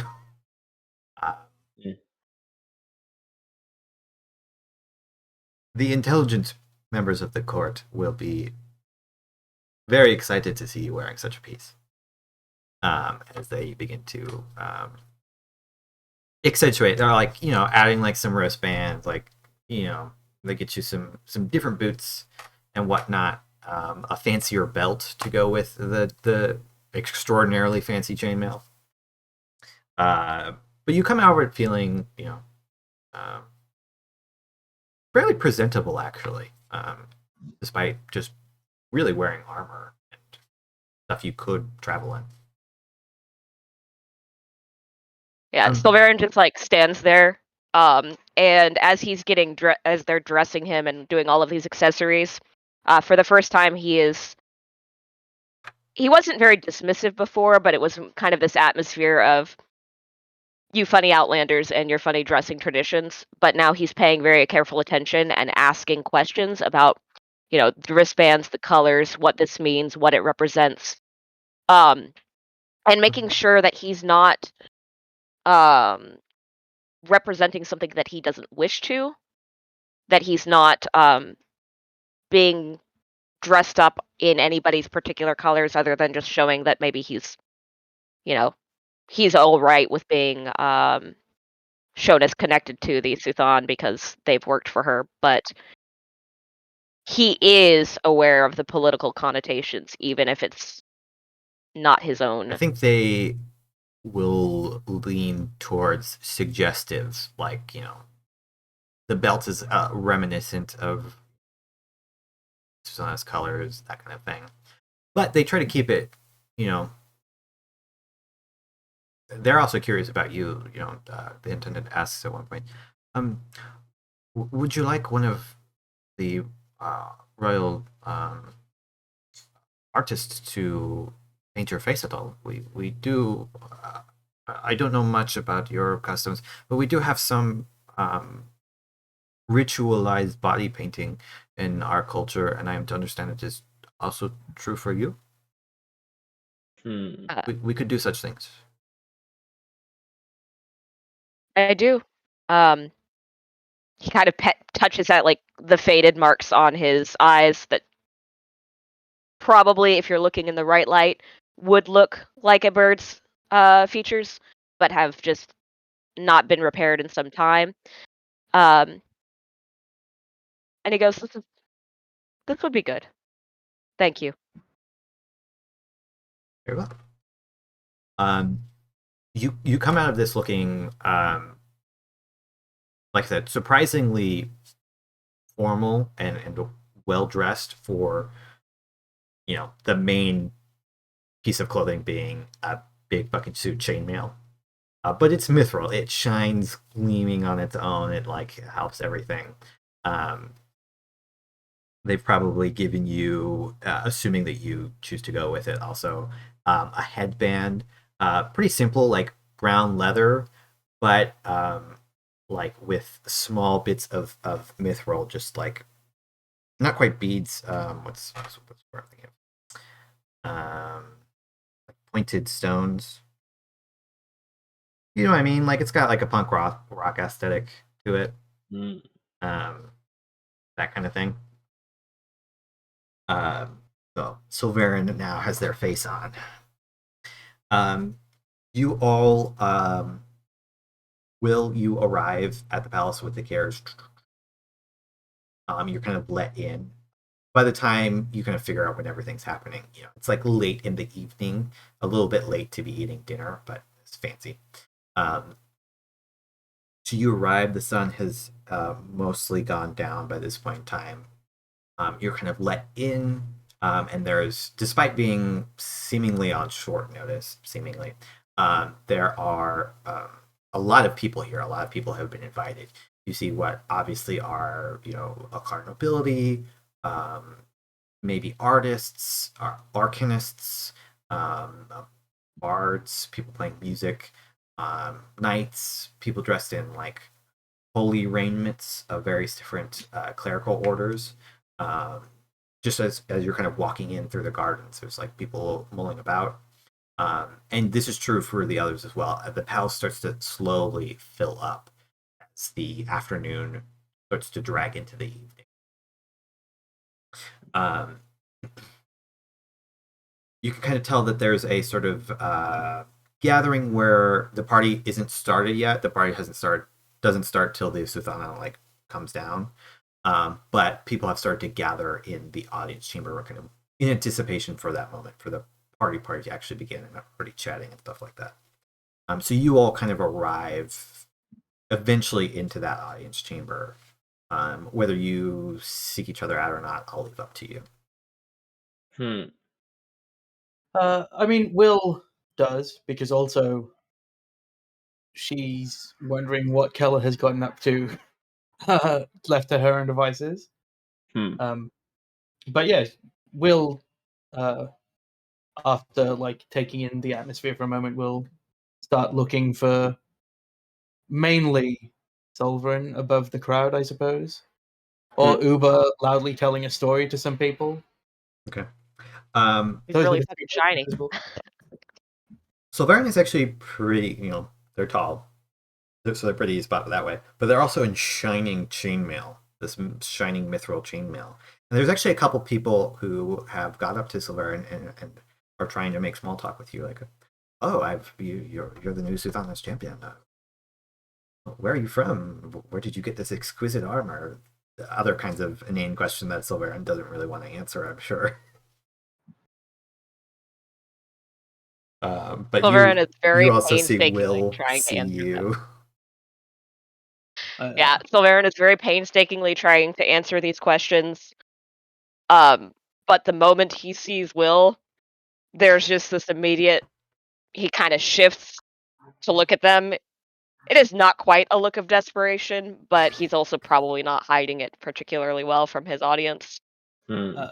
Will is walking at a leisurely pace with Kala, kind of murmurs something to Kala, and I think they both continue to walk at what looks to be like a very graceful, leisurely pace. But you can see that they like increase their speed across the floor like by 3 times. They're just like both in dresses as well, so you can't even see their legs moving like properly. So Will arrives and interposes herself sort of into the conversation to ask whoever's talking to you about something to do with their hat or something nonsensical, to save you from that conversation. Sure. Oh, I absolutely love that hat pin. You'll have to tell me where you got it from. I don't know why she's changed her voice entirely. It's not a Will thing to do that. That's why. What one does when you're at a event like that. I bought this in the bazaar. I'm glad that you like it. I was worried it was a bit too colorful. No, of course, no. Everything, you just have to have a splash of color at the moment. And Will kind of gestures at the bright sea green dress that she's wearing. And it's very in right now. That's my understanding. And then we'll just essentially angle that guy away. Be like, go away. Why don't you have you met this person yet? They move on to another conversation. As soon as those folks are gone, Sulveran looks to Will and then looks back to their back. And just, he's not quite sighing out loud, but his entire posture relaxes. And then he looks over their dresses, and he kind of looks like he's going to say something to Will, but instead he directs his compliment to Kella. Kella. That is Nobody Kella. knows where Keller is. Keller's. Oh, yes. We'll find out shortly. Yes. These are good. And he thinks about the things that he's heard so far. These are good colors for you. And it is the most stilted compliment he has ever given. See, Keller, you leave Sulveran alone for one day in the city and he becomes a fashionista. It's at that moment that Alveron, upon hearing the fashionista comment, just absolutely walks over. Just on top of everything else, there's also just a sash that he's got. Yeah. And it's going, and it kind of loops around. Are we allowed to be armed during this? Did I get the impression? Yeah. You at least are. Oh, absolutely. Yeah. You just walk up. Question the champions of the Suthanna. Who are? Fantastic. Just walk up on the fashionista bit. Just walk up, make direct eye contact with Will, and go, Will, these boots aren't waterproof. What the fuck is happening? Will lifts up her dress, which is long enough to not show the shoes that she's wearing, and she does have like her boots on underneath. She says, "Well, sometimes you have to make sacrifices for looking good." I'm just looking at the fact that like your dress covers down enough. I'm like, You should have worn one of those. I should have. And you know what? Thigh knives. Didn't think about that. Should have. Alveron should wear more dresses. Takes, just as a waiter is walking by, grabs the drink, grabs 2 drinks and offers one to whoever else wants one in the group. But before anyone else even takes it, just starts drinking this one. Callowell. Thank you. He is in this ridiculously poofy dress, just like completely silent, immersed in the joy of having it. Nice. Are they nearby? Have they approached, or are they just standing in the corner? I feel like they've like sort of like silently shadowed Sulveran most of this time out of entertainment. You know, like it's been like a TV show. How does Medea silently shadow anyone? Good question. They're not in armor, right? Yeah, I they're don't just think that's normally the problem. going around. Not hard in We'll- this we'll, big ass crowd. Yeah. Will so he's still rolling hit dice. Will kind of looks around looking for either Kella or Uber at this point, or her attendant, who she can ask to go find Kella. Your attendants are kind of here, purposely putting themselves in spots where they can be seen, but are not vocal, like staying off to the sides, near pillars, kind of just waiting. And you see the one that had helped you. But you also see Kella nearby, kind of amidst a crowd of people, all like standing around, like listening to whatever she's talking about. You're not sure what. It's a little bit far away for you to hear. She is dressed incredibly similarly to what the Suthana was wearing at the previous meeting. Smart. That's smart. So very like militarily like up here, but still kind of dressy. Very nice clothing. They have somehow procured a longsword, which they have strapped to their waist. Great. I think Will excuses herself from the rest of the group and tries to like overhear what Kella is saying to draw a crowd. You hear them and you catch what seems to be the back half of a story being told, in which the incredibly brave and talented Will is dealing the final blow onto this dread Narangor Helcarthak, who is, bellowing in his death throes, cursing everybody's name. Oh man. Well, I don't like that.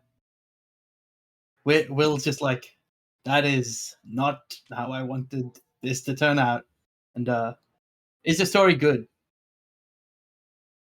Because that's important too. Depends on how much pride Will feels about the storytelling. Where is it on a scale of Sulveran to Will? Also, can I say that Uba is in this crowd, like encouraging Kella, like, and then what happened? It's pretty good. It's pretty good. All right. Will's irritated because Will doesn't like being the star of stories, but the story is so good. Oh wait, if Uba's helping out, they get advantage. Sure. I don't know if again, they need just it. in case. Yeah. I was hoping for 20. I think Will like notices the thing that Uba is doing to Kella's story that Will does to Uba's stories, and it's like they're both kind of doing things that Will has indirectly taught Uba and has taught Kella, and is like, I can't be angry because I'm so proud of my ability as a teacher.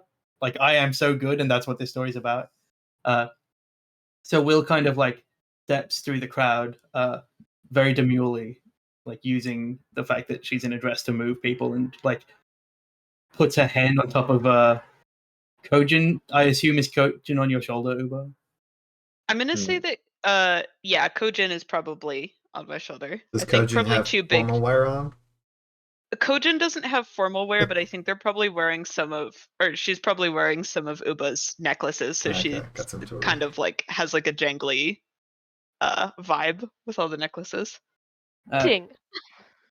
I put my hand on like Kojin's head and just give it like a very mild pat, and murmur to Uba, She's very good. Uba nods and says, yes, you definitely taught her well in her storytelling. We didn't cover that yet. I guess she's a natural. Just natural talent. And pulls out in the middle of the climax of the story where she's about to wind down, tell us about this thing. Just to make Keller have to pivot the story. It can still be about Will, but Sure. if he wants to see, got to use this as a learning experience for how you deal with having to tell a different story suddenly.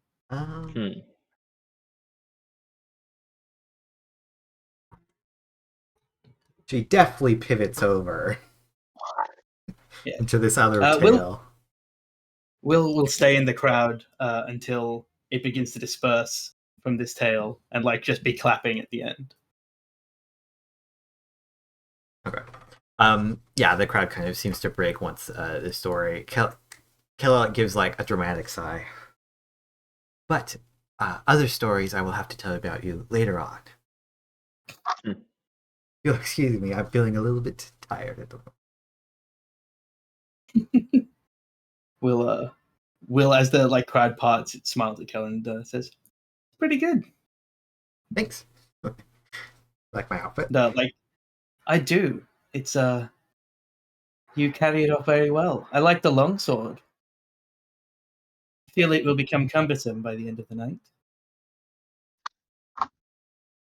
I'll manage. Plus, we have attendants, so I could have them take it to my room. Uba nods and says it's... Oh, sorry, go ahead. Medea could maybe show you how to strap it to your back. Unwieldy, I think it's too long. Were you planning on drawing it at this feast? No. I think Will is bringing everybody back to together. And it doesn't matter. It's all about the look. I suppose. But yeah, right around the time you have all gathered together is when the Susana will the room will go silent for a little bit before some kind of stately music, very reminiscent of more Romnian tones, begins to orchestrate. Susanna will walk out wearing a brilliant dress. It's a very deep red with lots of kind of diamonds worked into it. It's got a bit of a train that trails. Somebody's holding it, an attendant. So with the sword strapped to their side, they also now have a large crown which is resting on the top of their head. They are looking every bit the refined, distinguished royal that they can at this moment. Everyone kind of turns their attention as she says, "Thank you all for joining me here on this very, very pleasant day where we are all here to celebrate both the recovering of the great Elkarandar's sword, Engringle, and those who did the recovering." And she'll kind of gesture over to you. "Everybody, these are the new champions of Tal'Anfagon. I hope that you all join me in welcoming them and giving them an excellent feast tonight." And to keep it short, that will be all. Everybody begins to chat, clap, and be like, "Woo!" Everybody's excited. People are kind of looking at you, assessing, appraising, figuring out how do I stand next to these people, who are not necessarily nobility, things like that. But after a moment of that, everyone breaks and begins to go back to their own conversations. Attendants will begin to start to direct people over to the dining hall where the feastings will be done and everything like that. I think, because I know some of us are shorter on time, I think that's where we're going to end today's session. And we'll pick up here next week. See where we go from there. Thanks everybody for coming out. Saw a lot of new people in the chat today.